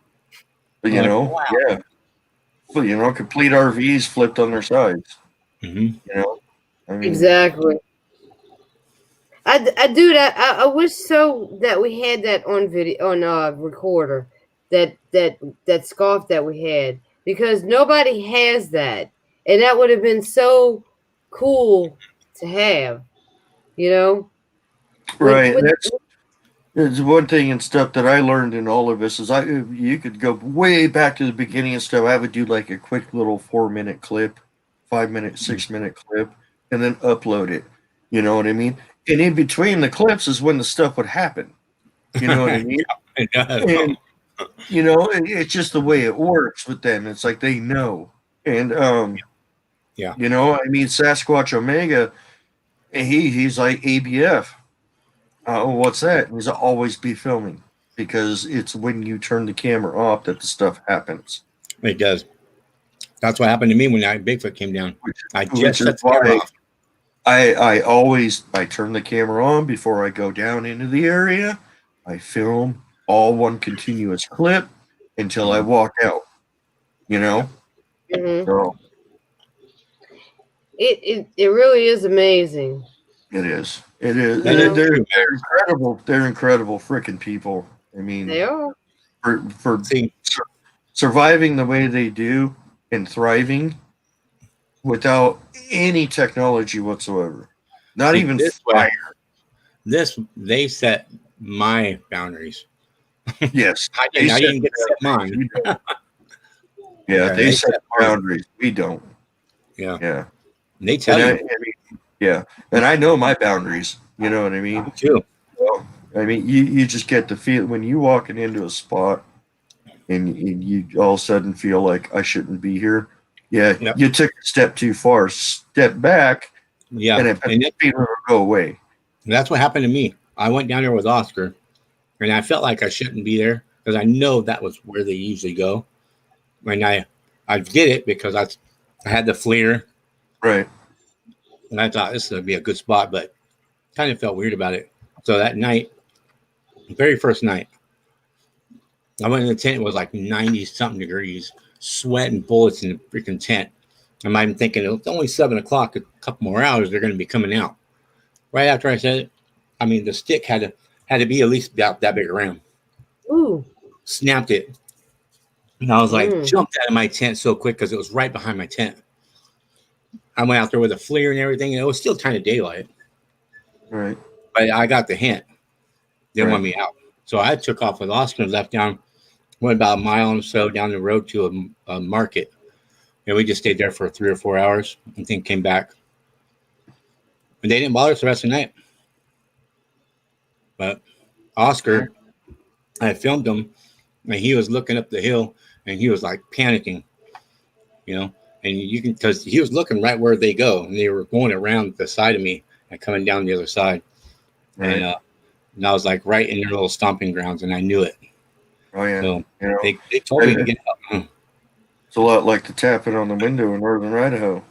Yeah. And a dog monkey insisted on sleeping right between me and my wife for the rest of the time we were there. And he's never done that a day in his life, and the dog just turned 13. You know? That's the one that looked through the window at you, huh? Yeah. In the car, Yeah. yeah. Yep. Mhm. And you know, I videoed Nugget's reaction, you know, to a little plastic toy, a little plastic figurine. He wouldn't even look at it. He would turn his back and just. I saw that. He wouldn't look at it. He would not look at it. So, animals know. I mean, animals freaking know. I would like to see Max do that. On that video. Max, you are now donated for that task. On Yodeling, video. Yeah, I want to see it in action. Oh yeah, yeah. I mean, give it the gusto. I mean, if you got to go take yodeling lessons, get her done. Just go to YouTube. You can do surgery on somebody on YouTube. Oh, that's a first. I've never heard that. SpongeBob SquarePants, SpongeBob SquarePants. Dun, dun, That'd be dun. cool. Yeah, who knows? You know, I mean, go ahead. you guys did the whole light and sound Yes. thing out Mhm. there, you know, and you also had a recorder out there too with it, right? Yes. Every time we set up the experiment, Patrick had the camera running and Scott had the recorder running. Right. Huh. You know, if we was trying to bash our heads together on how to do different techniques, and you know, Patrick, that was Patrick's part where he came in and he's like, I think this would be a good idea, and you know, we threw ideas at him too to help with what can we do next on the next experiment. And he's like, well, we're gonna do this way, and we're gonna try it and see if it works, you know. And we was hoping, but we got on what he said. They had actually one came up to the recorder, and you can, I think it was tapping on it or something. So I mean, Scott's got so many recordings. Yeah. But you know what we did? You know what we did? He's like, we need something to maybe attract them and think it's something else. And this was around Halloween time last year when we went to one of the expos, you know. So I had a you changed the pink, huh? Ooh, well, who did that? You did. You're like, you changed it to pink. I'm getting tired of the green. I'm sorry. Yeah. Well, we set out this Halloween decoration that I had blinking red eyes, and he's like, "Oh, that's perfect. That'd be like a, you know, something to threaten it with, you know, just to put it in." We sat it up in the tree or the bushes and put it up there, and it was blinking. So we left it out, hoping, you know, I was hoping that they wouldn't have shredded to pieces, you know, Yeah. but I was hoping that they'd move it. That would have been cool. Yeah, that would have been. Huh? Yeah. You guys ever do the sound calls and get things back? Yeah. Oh yeah. We've had some holler at us. We had some whoop at us. Damn. Huh? In Mississippi, when we did a How Is That Dead, we caught a recording of a female hollering back, and it was, I think, Patrick, mark me if I'm wrong. I think you said it was a juvenile the way it hollered, right? I'm trying to remember. There's so many recordings that we were listening to. I was trying to parts of the recordings to see if I can catch anything, but I don't have the fancy ear thing, so I couldn't hear anything. You guys have a parabolic? No, the way when you're editing and listening to see if you catch anything. Oh Mine yeah. wasn't, the ear things are not that good and I'm sitting here the whole time, So I started. So what I did was I jammed it in my car when I was working. I turned it real loud to see if I hear anything. I mean, I heard the birds chirping, Yeah. And I kind of got tired of it, so. Yeah, I have a lot of them too. I get tired of hearing them. I have a lot. Yeah. I would have to say audio is definitely the hardest part of this stuff, but It is hard. it's the hardest one, especially when you're sitting out there recording for 60 hours at a time. Mm-hmm. That means you're going to listen for 60 hours also, And, you got to be more optimistic about it. More, yes, let's listen to hundreds and hundreds of hours of Bigfoot, or actually of just whatever. But you know what? The audio is definitely some of the most rewarding also. You get a lot more out of it, yeah. Yeah. Like we've said, I've gotten the tapping on the. Yeah, you can definitely tell when something is hitting the recorder. Yes, and hard. Very distinct. Very, yeah. I get a lot of that. And you've gotten it. I've gotten it. Christy's gotten it. I mean, we've all gotten it. It's like they know that it's a piece of technology, but it's not so much of a threat to them that they're going to stay away from it like a game cam. Right. And they won't touch it. They won't touch the camera. They will move it with a stick. I know that. Yeah. They move it with a stick or they tap on it and stuff like that, and they mess with it. Yeah. And I thought the last time I had recorders out there, I thought that maintenance guy turned it off, but it wasn't. It was actually them pushing it with a stick and then turned it all the way around. And I thought, man, he caught me again. Leave no evidence. Yeah. But leave a big track. Come on. It's like crazy. Max is asking, SoCal, any EVPs on your recordings? I don't know about EVPs, but I mean, generally, every time I left my voice recorder out there, I would say no more than 25 minutes of me leaving, you hear, and then you could hear something rummaging through the bucket. Or it doesn't take long. I got tapping on my recorder, and that particular time I went to pick it up, it was on the ground. And that's never happened. I've never had tapping on the record, so they knew it was there. You know what I mean? Mm-hmm. So, but generally, somewhere between 20 and 30 minutes after me leaving, you can hear something coming up and stuff, and it's very clear. Yeah, you can not human footsteps. Yeah, that's what he was saying. You hear it walk up to the radio and to walk back in and return it. Yeah. That's the night we got growled at too. That was. I'd have to send you that. That's a weird thing. It was like it sounded like it was burping. Like after a burp, you go, oh. Yeah. I get a lot of burps. It's all about burps. Yeah, I get burps on mine. That was weird too. It was like first time I ever heard that. I was like, what the heck is that? Right. And then it did it again right after that, and it did a double burp. I'm like, okay.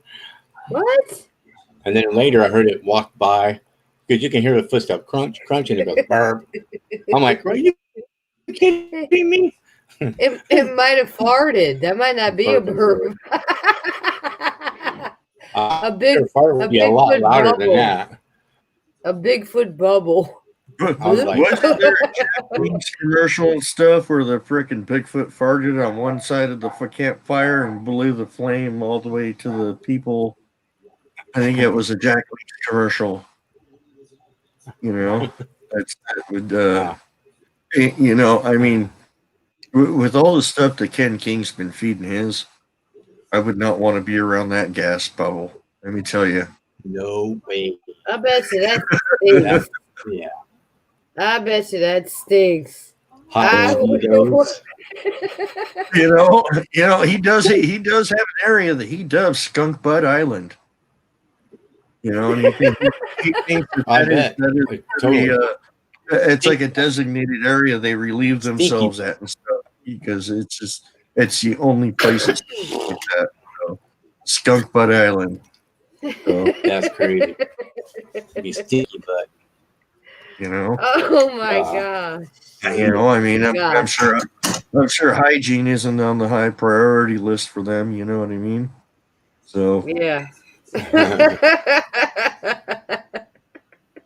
That would be hellacious if you're sleeping in a tent and you leave your windows open and a squatch walks by and lets one go pwah. it gives you a whole Wait. talk about new definition of Dutch oven.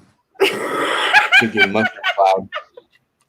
That's just A whole new definition of Dutch oven. Let me tell you. You're sleeping and all of a sudden you smell this stink come. You know, you're sleeping good and all of a sudden it's like this smell just gets there. Dude, that's got to be worse than You know? Like one of those ones you can taste. oh, Yeah. You start You blaming taste- the other people in the tent with you. You know?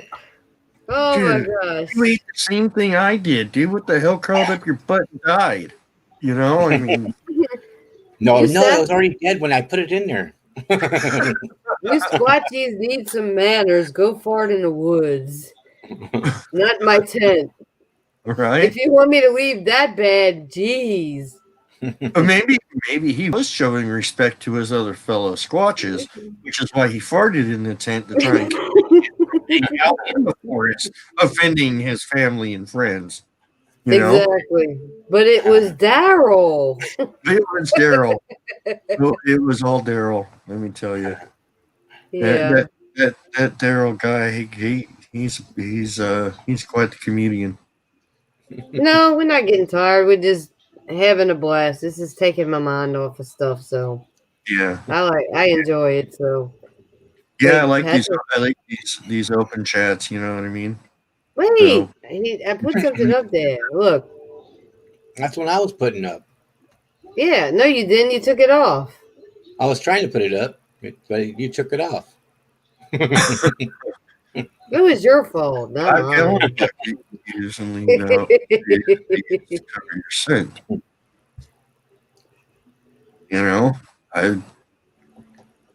You know, I mean, they have a very keen sense of smell. I'll tell you that right now. There's that one spot out in front of Fletch's I call Foxtail Field, and I'd go fill up his bucket and go sit out in Foxtail Field, but that's when I had all the weeds to block my cover, you know what I mean? Mhm. And I remember I think it was the second time I sat there. I had sat there and then I'd left and I came back the next weekend, and right where I sat was one of those odd piles of scat with all the seeds in it and everything. I think he came over and he smelled where I sat, Wow. and decided to leave his calling card. You know what I mean? Yikes. Ooh. I mean, Had they taken any of? Have you been out there Saturday? Had they touched anything yet? I was laid up on my back due to a bad back. So Oh, okay. So you didn't go. today's the first day I've actually been able to get out of bed and kind of hobble around a little bit. So What about last weekend? they hadn't touched it last weekend. Mm-mm. But you know, you got to think too. It's like before I just had the buckets.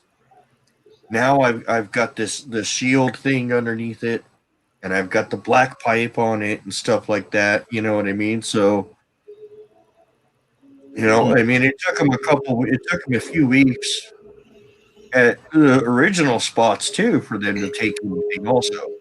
So, you know, and it's like I was so bummed out when they didn't take anything. You know, I didn't even think I know this. You know what I mean? And it's like everybody in the comments was just like, you know, give it some time. You know, they didn't take the stuff before last time either. So, you know, so that's what we're doing. We're just giving it time and yeah, providing my back holds up, I'll be out there this Saturday. So yeah, let me know if they food. Hopefully they take the food. right. Maybe you need to take that shield off and just leave the buckets. It's also a possibility, you know, take the pipe off the trunk. You know, it's only there for the rodents. You should put like breadcrumbs from the old spot to the new spot. You know, I was thinking about that. Is going from the new spot, not on the main trail, but just kind of down and along the side, up. It'll take me right up into Mercy's, you know, and then go back the same way. You know what I mean? Because you know I'll have to take my my little handsaw, my folding handsaw for camping with me. But I mean, you know how bad it gets. Yeah, so, that's true out there. Yeah, but I mean, yeah, I've thought about that. That's next is to make my way from the new spot to the old spot and then back. Yeah. You know, feel it.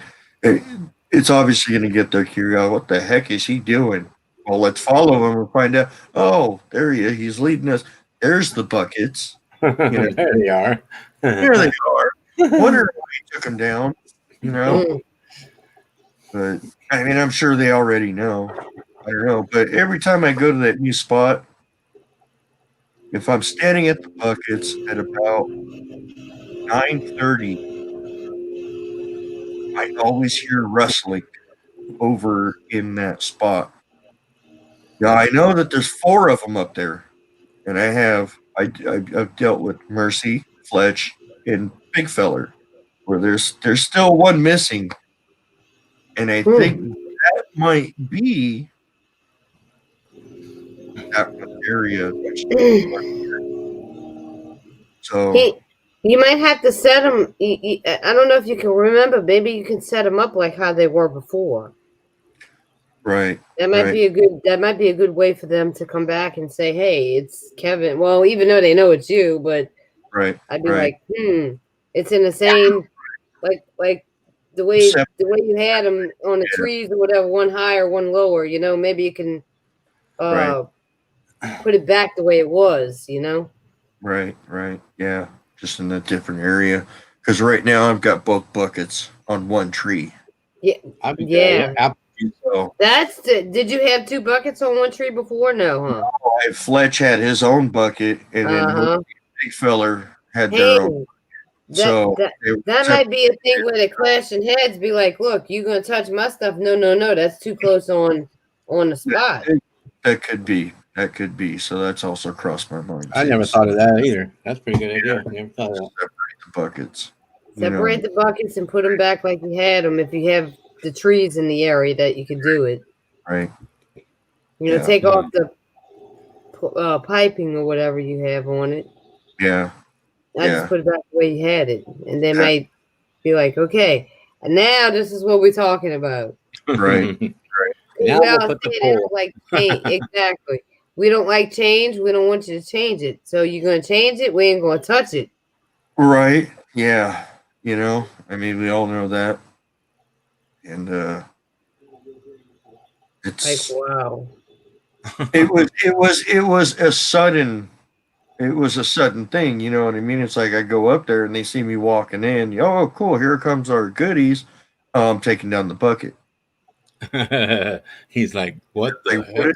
Exactly. What are they supposed to think? You know what I mean? I mean, granted, I did say we're not done. I just have to move the buckets to make it safer for you and me. Mhm. You know?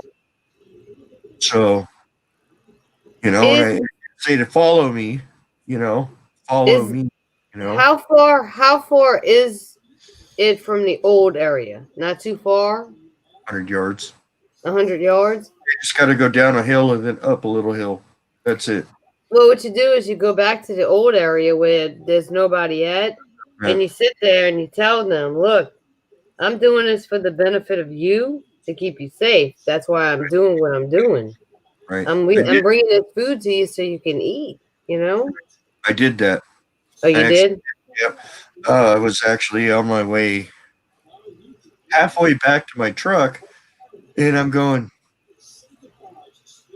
no, I just felt I need to go back. I need to go back to the original spots. And I did. I didn't film any of it and stuff, you know, because it was just, you know. Yeah. But I went back to Fletch's and stuff, and I sat there and look, dude, the stuff is just right over there. We're not done. I just had to move it because of all the people and the dang dogs, you know. Yeah, no, I mean, I saw that in the videos, and I'm like, because you trying to get out there, it's like it's like you're waiting for a bus, you know. It's like you gotta cross the street to get to the bus, you know. Right. Yeah. It got pretty bad. Then I had that one person, that girl, walk down by Fletch's as I was filling the buckets. That's great. So who knows how long she stood there for and what she saw or what she heard. Probably heard you talking to yourself a lot. She's probably thinking, I'm out of here. I had a camera in my hand. I know, but she probably didn't know that. I would like to know what was going through her head. You know what you should have seen that, you know? You know what you should have said? Yeah, I'm just out here feeding the animals, and I want to get videos of them. Yeah, then they'll come out and say, well, you shouldn't be feeding the wildlife. Well, you know? You're feeding the homeless. Unfortunately, there's no homeless up there. Well, I saw a bum, so I'm leaving them some stuff. It might not be true, but just tell them that so they don't get any hint, you know. Yeah, you know, but I mean, it's just. I mean, I got tired of the dogs. I got tired of trying to sneak in and out of there. You know what I mean, without being seen by any other people. You know, and plus the stuff is thinning out so much because of lack of rain. Yeah. I could be on the main trail, and because I know where Mercy's bucket was, I could just look and I could see the bucket. Oh, yeah. You know what I mean? So, you know, I mean, it got really hard. So that's why I decided to move the buckets. But oh, that's a good idea, Tony. Good idea. Crow Creek? Yeah, I saw that too. Yeah. That's a good idea. Good idea.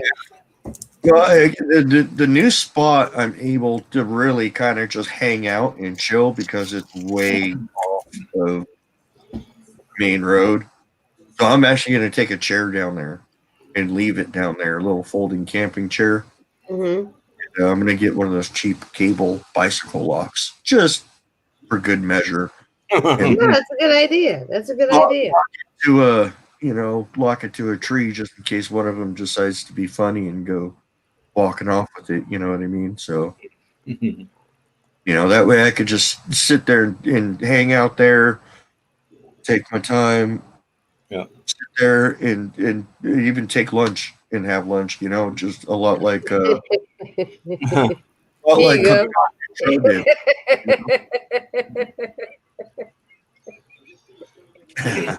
He's so stupid. Yeah. What's funny is that LA County is so bad about it. There's actually a ranger house up there. And since they don't have the budget to pay a ranger to be up there 24/7, they just put up a chain link fence around the house so it didn't get vandalized. So, unfortunately, there are no rangers except for I did sneak up there and stuff when during the COVID thing when the trails got shut down. And I was actually laying down in Foxtail Field at Fletch's, and I can hear a truck. It was a clear truck. You could hear the tires on the dirt, and you could hear the stuff rattling around in the back of the bed. And to get a truck back there means you would need a key to unlock one of those big steel pole gates. And, I don't know who it was or what they were doing, but I hid. So, Marshmallow. I don't know if it was rangers or sheriff or what checking the trails for people or what, but yeah, you can't tell. yes, Just tell him you're a lunatic, that you just talk to yourself. You have a license to be crazy. Certified, like me. Exactly. Oh yeah, I do these videos and stuff for myself, talking to myself. And then I can play them back for myself. And I reply myself to my own question. It's like because I don't have any friends. It's like I'm having a conversation with somebody. I can't get a subscriber, so I put everything on private. All my videos are private, just for you. Yeah, you know what? Ken King brought up a good thing too. Is I kind of talked to him about the whole situation and stuff about people seeing me come in and out of there, and he's all, I've seen the way you're dressed. You dress very, like kind of a no, like someone out there and stuff that's studying, the wildlife and someone fairly official and stuff like that. You're not like dressed like a hiker like they are. Right. It looks like I'm out there for the wildlife, and so he's all put up rattlesnake study signs. Do not enter. I don't keep people out of there. I would. So it's a thought. So, and I know there's rattlesnakes up there. Oh. I wear the snake gators every time. Yeah, because they got a lot of rocks up there too that they can hide in the crevices. And me and Lewis actually saved a big old lizard's life from a big old rat snake. Oh, really? Big old black rat snake. Yeah, we came right here on the side of the neck. He was ready to go for it. And we walked through the bush, and he let the lizard go, and I went right up to it. And I was like gonna try to help it, but then the snake took off so fast I couldn't even see it leave. Yeah, and then the lizard finally realized, oh hey, I can go now, and he took off the other way.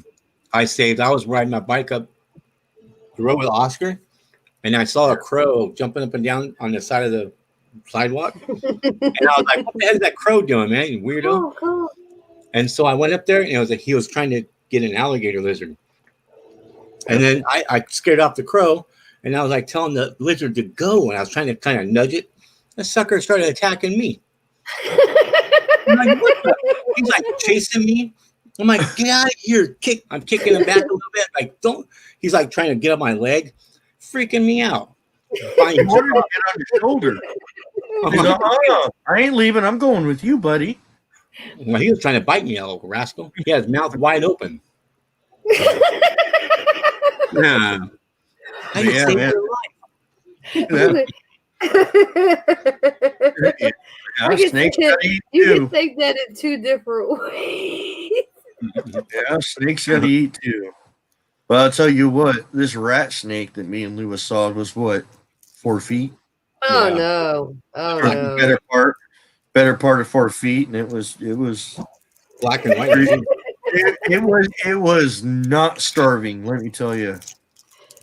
Daryl. Instead of Daryl, it'd be called Sparrow. Oh, my Oh gosh. man, Y'all making me smile and laugh now. Thank y'all. Daryl, Daryl, what'd you do to Daryl? Yes, indeed. I'm starting to feel a little bit better now. I'm starting to get out of that funk a little bit. Good, good. Man, I feel like I'm having a baby. Kind of look You look like you do. man. That sucker's reaching past my boobs now, you know? Jeez. I can see you doing an arm deodorant commercial.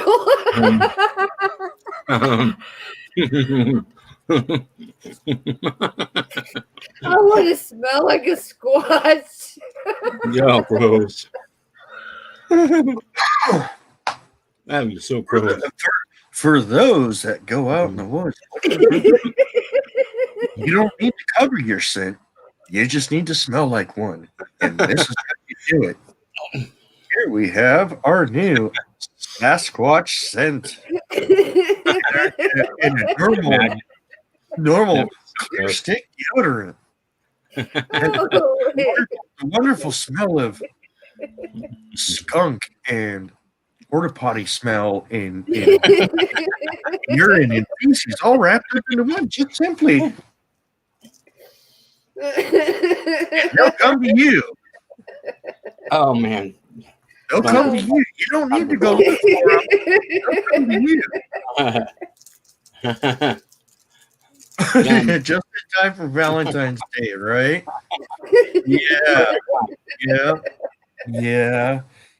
I don't want to be Bigfoot's bitch.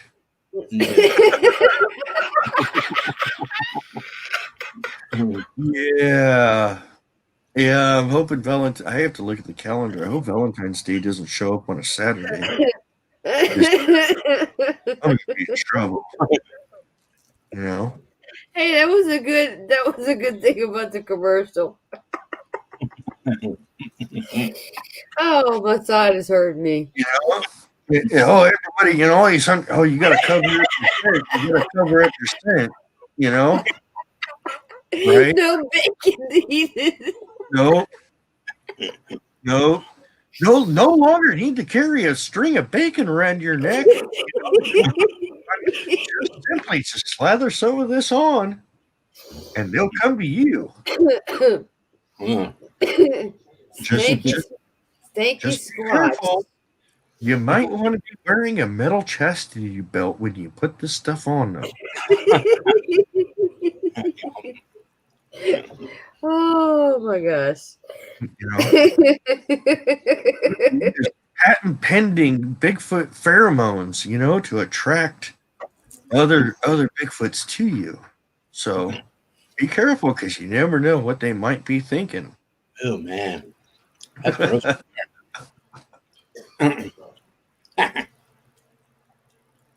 Yeah, BO urine and sulfur. Right. Yeah.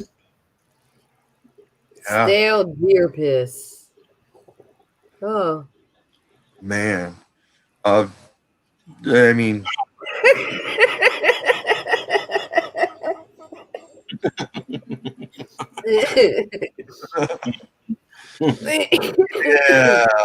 yeah, don't, like I said. Hey, you're not hugging the Wookiee, but I will. I'll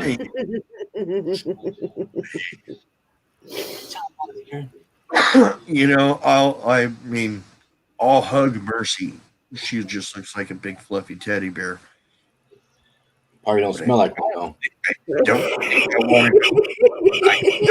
want to go hugging Big Fella or Fletch. That is for sure. Well, He yeah, said, That's for sure.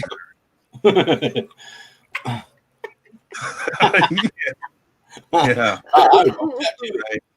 You definitely don't like the wrong gender. Well, if we do the deodorant thing, the Sasquatch deodorant attractant thing, we may need to do a female and male depending on what encounter you're going for. You know what I mean? So Create one that's like I'm ready. for the Man. women, for the women, it'd be called sexy squatches.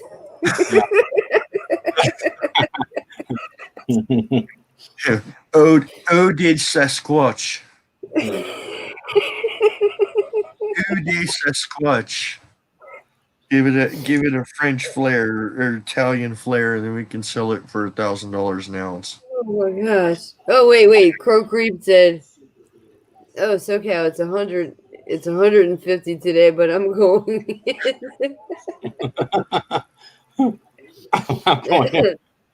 And you know, we can also do a commercial for for them having hair. They probably get tangled, so call it the Dingleberry Detangler.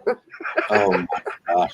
I wonder what that would look like. What's that company called? What's that? Manscaped. We can call it Squatchgate. That's right. And offer everything. I mean the mat detangler and stuff like that, and the tick remover. Yeah, pheromone, deodorant stuff like that, to attract them, and nails. Yeah. I mean, you probably can put one of those those grinder things for the pets. Give my hand. For the nails. Yeah. Bear. We could call it Bear Bigfoot.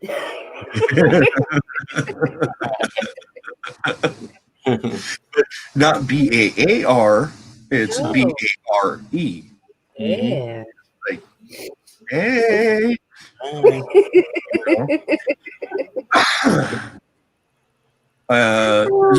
Max Power says scissors, and it's like, I think you probably need like a freaking tree trimmer, dude.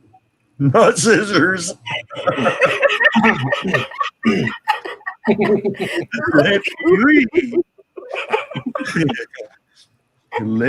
Sasquatch Le Pewee. Yeah. It's a good name. I'm telling you, man, if we ever do get to replicate Sasquatch pheromones. Dude, I wonder how many we can sell. That's what it's going to be. It's going to be Sasquatch Le Pewee. That'd be crazy to sell that stuff. You'd be stinking like, man. I would be even afraid to put the thing down, man. Hey, I got that bag right there that big fella peed in. I'll tell you what, man, that thing stunk to high heaven, dude. Do you still have it? How about this, Lewis? You come back up here. We'll rub the contents of that bag on you, and we'll send you out. We'll see what happens. How about that? I'll ride up the train all the way back and see what I get, what kind of responses I get on the train. Right. Yeah. I guarantee you, if it's a packed train, you're gonna get a good spot wherever you want. He said, "Ooh, can you imagine dingleberries?" The dingleberry. Well, there we go. We could add a like a cordless sheep shear. Because those sheep shears, those things are pretty robust, man. That'll go through some dingleberries. What you should do is we should get a bunch of electric ones, like battery operated ones, tie them to long ropes, hang them from all the trees, and when the Bigfoot walks through, they'll zzz. He has strips all over the place. Hey, yeah, strips all over. Go, what the heck? It'd be cool. Like, how the men get the haircut, like the fade and all. Well, they could do that with their butt. It'd be hairy and just have a section cut out for their butt. Down the crack. All the hair coming out of it. No, it'd just be bare. It would And look then like when you go to the woods and you look and you say, "Ooh, I see a hiney. The only thing that I see, because you know the rest of the body's camouflage, you see a butt just floating around. The only thing is white. We have 2 full moons out tonight. I know one's Yeah. up there. How is one down on the ground too? Oh man. Moon with the ride. Yep. Easy. Yeah. Dang. You Man, we know, can come up with some good inventions here. we can Yeah, go some in good collaboration with Dr. Squatch Soap too. You know, Yeah. because when you get home from a hard day of Sasquatch hunting, you need to get clean. So use Dr. Sasquatch soap, Sasquatch deodorant and pheromone remover. You know, hey.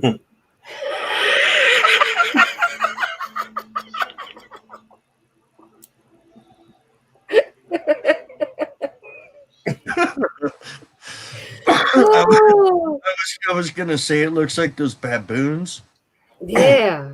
that don't have no hair in their butts. You know what I mean? Yeah. Yeah. Just a big Sasquatch booty. Hey. That would Yeah. just be that would be hard to imagine, you know. That would be very hard to imagine. Well, Look,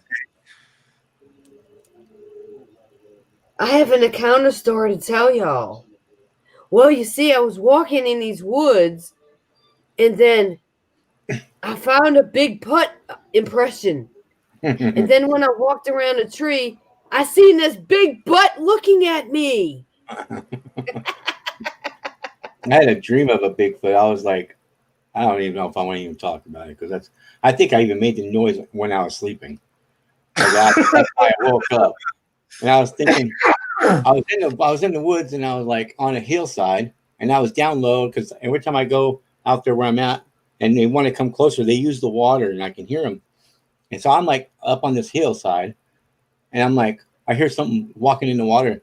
So I got up and then kind of slid on my belly and then got up. And then I went out to the creek. I seen him coming and he was like looking at me, but I started making this noise and he got freaked out and took off.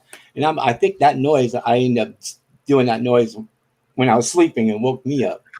Oh, yes, indeed. That was so stupid. I was like, oh my God. I kept on yelling. you know, I had an odd dream. It wasn't like that and stuff, but I used to work for an aerospace company delivering materials to places, and I delivered to this particular place in my dream many times. It was actually very close to the area I go to now.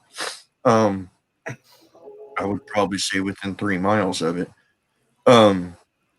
And in my dream, I had pulled up, but I wasn't in the work truck. I was in my own pickup. And for some reason, I had Monkey with me. And I pulled up and stuff like that. And I walked into the front office, which is just like a little 6 foot by 6 foot room with a glass thing. You got to give them your ID to check in and stuff like that. And okay, they'll give you a little visitor badge and stuff like that. Jump back in the truck, you pull up to the gate, and a guy comes out and escorts you in and stuff like that. And all that went just fine.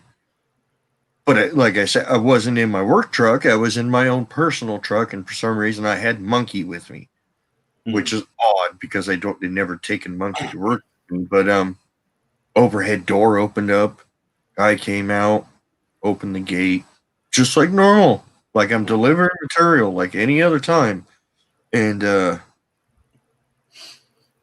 I get out of the truck and stuff like that, and the guy and I noticed this guy wasn't wearing normal clothes; he was wearing military fatigues.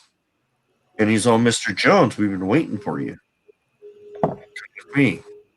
So I walking into this warehouse, which I've never been able to walk into. You know, got to stop at the door and stuff like that. You know, and all of a sudden, this big, huge, giant, like metal forming machine just lifts up off the ground on 4 posts, and it's just like it's a big platform, and he's all, come with me. And right at that time, some lady walks out and says, oh, I'll take your dog for you. Okay, this is my wife's dog. If anything happens to this dog, I'm dead. And I just, oh, okay, here you go. Take care of the dog, no problem. You know, so I go walking onto this platform. Lady walks off with Monkey, and we start going down. And I noticed that we didn't just go down one level. We went down like 4 levels. And then this door opens up, and all of a sudden there's this huge, big half circle command center with a bunch of screens and everything. And I'm going, I don't know what's going on here. I don't know why I'm here. And can you explain? He's all, we've seen your YouTube channel. You know what we know. And we would like to have you on our team. And I'm going, what are you talking about? Yeah, I have a YouTube channel. It's about Bigfoot. This don't look like Bigfoot. And he's like, there's cameras all over these valleys. And then the guy clicks on this thing and stuff, and all of a sudden he's just showing this Bigfoot off in the distance doing something. And I'm going, what the heck is going on here? And he's like, come with me. And he took me to another room, and he's like, there's clothes of your size and everything in there, which are army fatigues. He's all, please change. Get into those and stuff, and then come find me when you're done. So I did that. I come walking out in army fatigues. He hands me an or AK-47 or AR-15, whatever it was. And he's like, you're going to go out with a group. And I'm going, for what? So, we need to show you something. And all of a sudden, this is all a dream. It was the craziest thing I've ever experienced. Well, not really the craziest, but one of the craziest things I've ever experienced. So next thing I know, I'm on my belly, army crawling with this group of 7 or 8 guys with ARs and AKs and stuff like that. And you see one of the guys up front do this, which is a sign for stop, military sign for stop, and everyone stops, and he just points. Well, it wasn't a Bigfoot. It was about 6 dogmen. Dang. Probably 50 yards away. And the guy up in the front looks back, points at me, and he's all, do you see that? And I'm going, yeah, I see it. I don't know why you're showing me this, because I don't deal with dogmen. Yeah. So we retreated, we got back, and we're sitting in this room around this table, and they're like, what do you think of that? And I'm going, again, I deal with Bigfoot, not dogmen. I don't know what you're talking about. And he's like, that's what they are, is dogmen. I'm going, yeah, those are dogmen. Those aren't Bigfoot. Like they didn't know. Right. And he's all, see, this is why we brought you here, because those things moved in, and all of the Bigfoot won't come around no more. We didn't know what they were. I'm going, yeah, you need to get rid of those.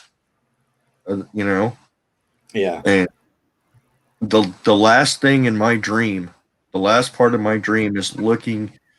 They had cameras pointed downwards. They had this big 20-foot tall chain link fence with barbed wire around it. Yeah. And looking down just past the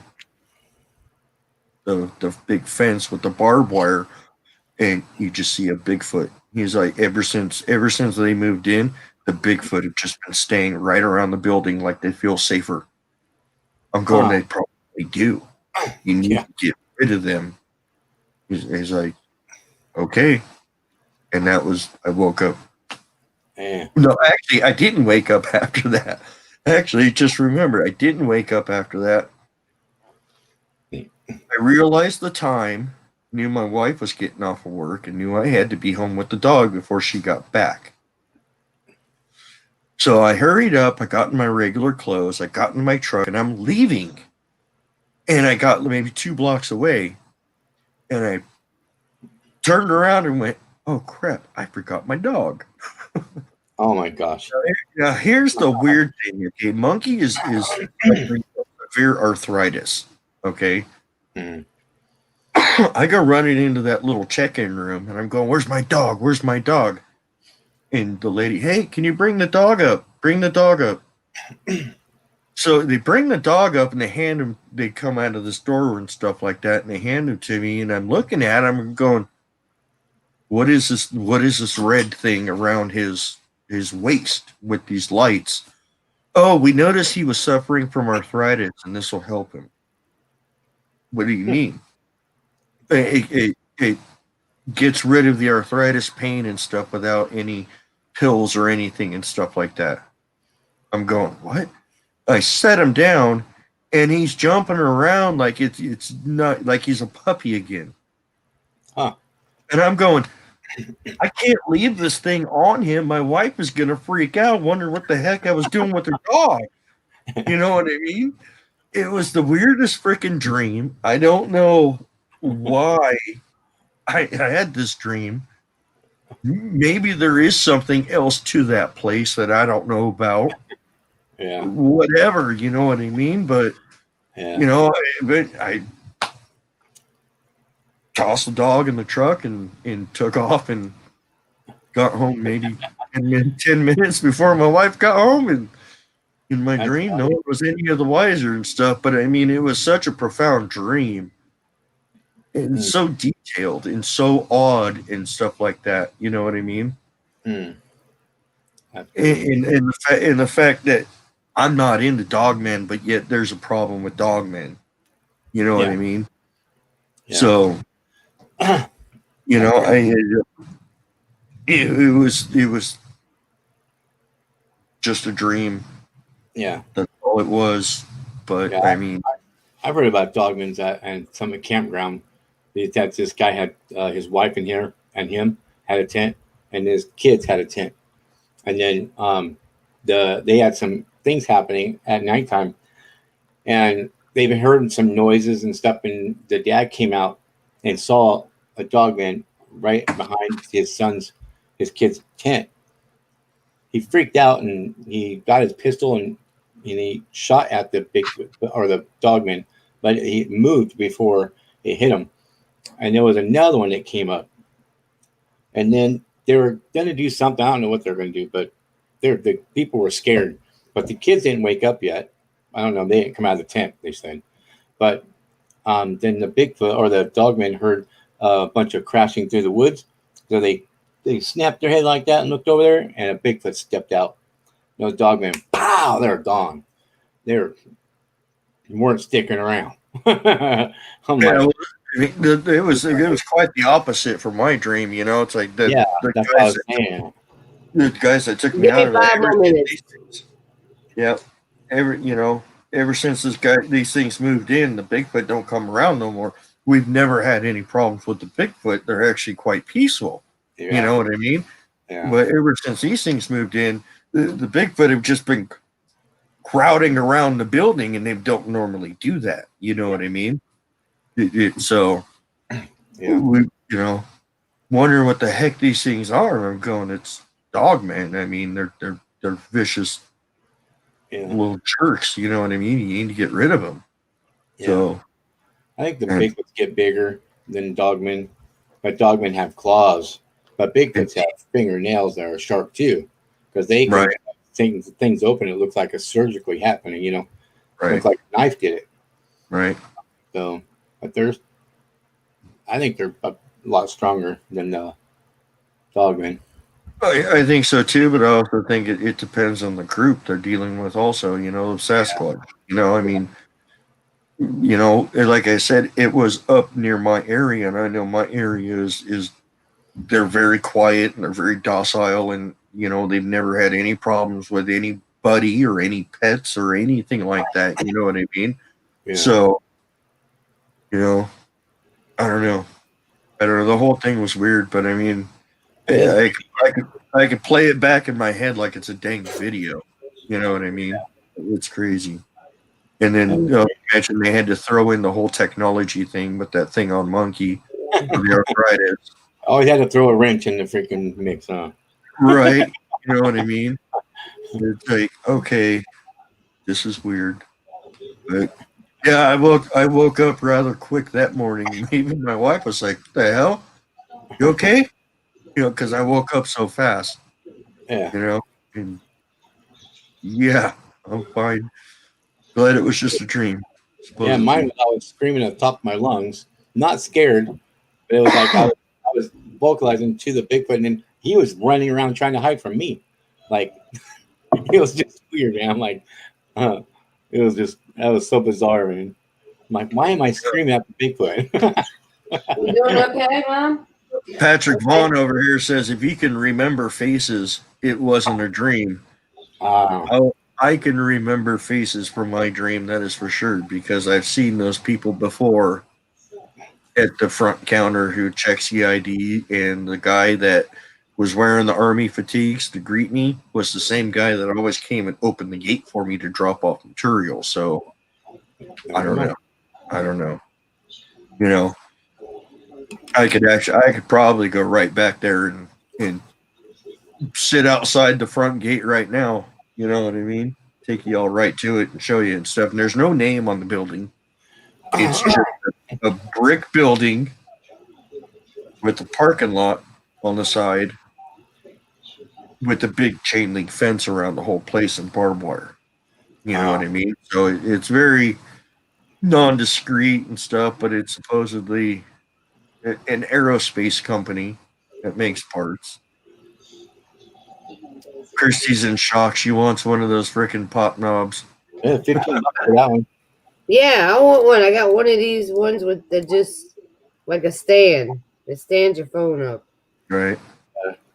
Yeah, this Where one's you got that? That's off of Amazon. It's $15. Huh. That's crazy. You okay, Mom? Stands up. Okay. I couldn't get one with the podcast logo on it. I would That'd be like to cool. do that. That would be cool. Yeah. Yeah, I think that'd be neat. It's like a widget Right. spinner. When I do this, Oscar, he looks at me. He's like, I mean, we're leaving. My dad on my phone. He's up right now. He's like, Bike ride? Are we Bike ride? leaving? Yeah, bike ride. Like right? Yeah. Yeah. We've only been on here for 20 hours. Not bad, huh? No.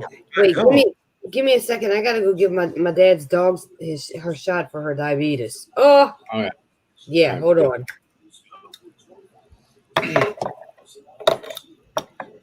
God.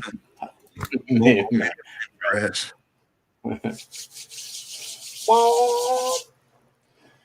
Oh man, I'm tired. Well, My bun's hurting. need a better chair. I gotta stop working my butt off, is what it is. That's why my pants don't stay up. But no matter how tight I put this belt, still wants to go down. Working my buns off. You know what I mean? Oh, Oscar, man. Yeah, I'm gonna be tripping on different places that I'm gonna be going. It's gonna be trippy out, man. Like, man, I hope I don't run into a dog, man. Jeez, baby. It's gonna be wild. stay out of Michigan. Yeah, I won't be going through there. Stay out of Michigan. I'm sure they're down here too. They're over there by you. Well, I got something that was wolf-like on video. I've Devil's seen Canyon, so Devil's too. Punch Bowl. Yeah, well, there's a reason all those things are called that. I know. You know, Yep. you know, Devil's Canyon, Devil's Punch Bowl. You know, and there's an area and stuff. I will. I forget what it was, but I think it was Arkansas or one of the Virginias or something with the Mountain Devils. Oh man. You know what I mean? So, you know, I mean, there's a reason these things are called that, you know? So, Yep, bad things are happening there. That's what it is. Mm-mm-mm. Oh, thank you. yeah. Yeah, I like the areas I go to, except for Fawn Skin. I ain't going back to Fawn. Well, probably why it's called Fawn Skin. It's kind of an odd name for a town. It is, yeah. That is a Fawn. weird name. Okay. Did they find a bunch of fawns skinned?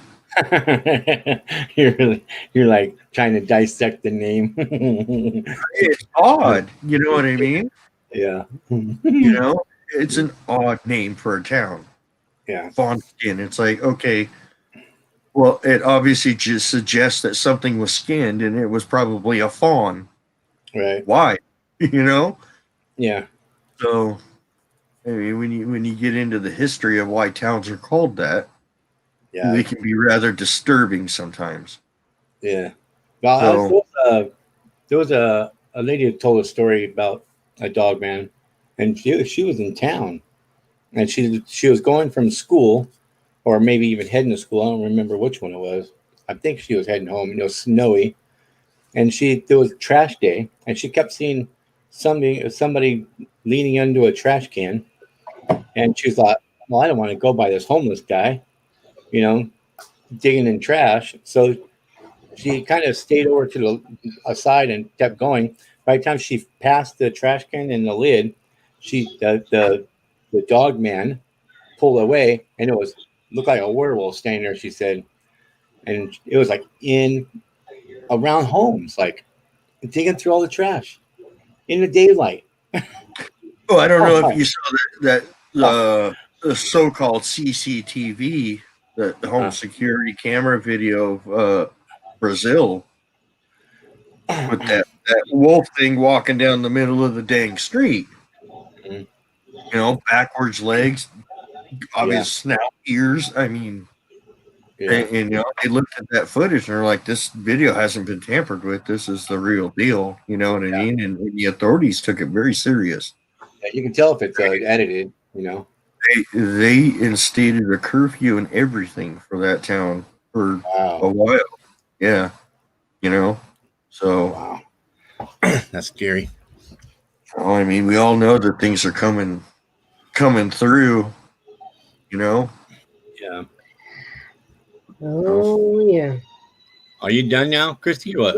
Yeah. What, you about to end it? Yeah, we're gonna Okay, call it. Yeah, because I gotta go fool with my mom. So I know, I could tell. yeah. All right. So All right. Thank you, everybody, for stopping by and staying in so long. We worked them down to 18, so not bad. good. Not bad. So that means we did our job. Sorry about the what's happening. So No apologies necessary at all. Like I said, the show is not a priority. I know you like to do it, but it's not a priority. Your mom and your dad are a priority. right. Yeah. But still, you have to at least make it work every way you can. Us three are a team. Yes. Me and you ran the show while Lewis was gone. Yeah, appreciate it too. If you have to step away, I think me and Lewis can help handle it. Yeah, you know? well, y'all did it before me, though. Don't ever feel obligated to be. We can't picture ourselves doing it by ourselves right now without you. No. It's not gonna be the same again. Yeah, No. I don't know. She's like, I don't know. It's as simple as I'm not going to make the show tonight, and we wouldn't even question it. No, I know that. So we know your dedication and stuff like that, and we know we love you for it. So, but your family comes first. You're right. So, You're right. That's right. The show will survive regardless. Right. You know? Well, family.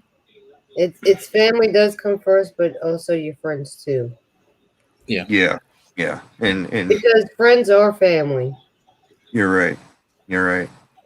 Yep. You know? Yep. All three of us are family, and everybody in the chat is family with us. Oh yeah. Like I said, we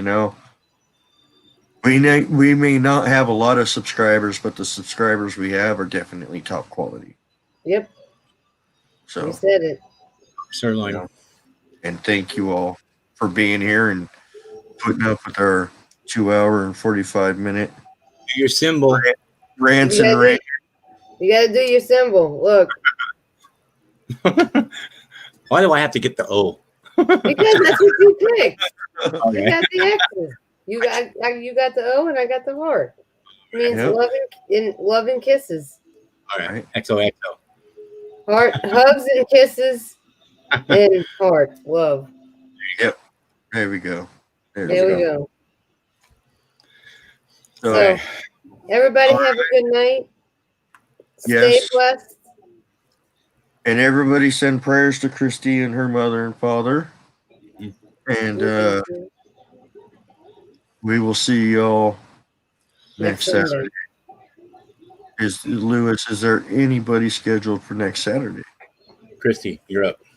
Saturday? What do you mean Saturday? Sunday. Oh, Sunday. Oh, Sunday. I'm No. sorry. yes, Sorry. we do. We are going to have Call Price. So, Yep. yeah, I'm gonna reschedule it with Troy again. So, it should be good. All right. Oh, yeah. Yeah. Yeah, Again, it was a spur of the moment deal. He had things that he had to take care of. So, he's a volunteer search and rescue, right? And they put him Yeah. on call. Well, yeah, if something comes up, he needs to go. He needs to go, and that's more important than doing this show. right. Right. Situation. Okay, Mom? Okay. All right. Well, let me go, y'all. Y'all have a good and blessed night. Much love to y'all. Thank you for everything, the prayers, and so look at Oscar. Anyway, I'm out. Peace and love. Yep. Thank Be everybody kind. for coming, and we'll see you all next Saturday.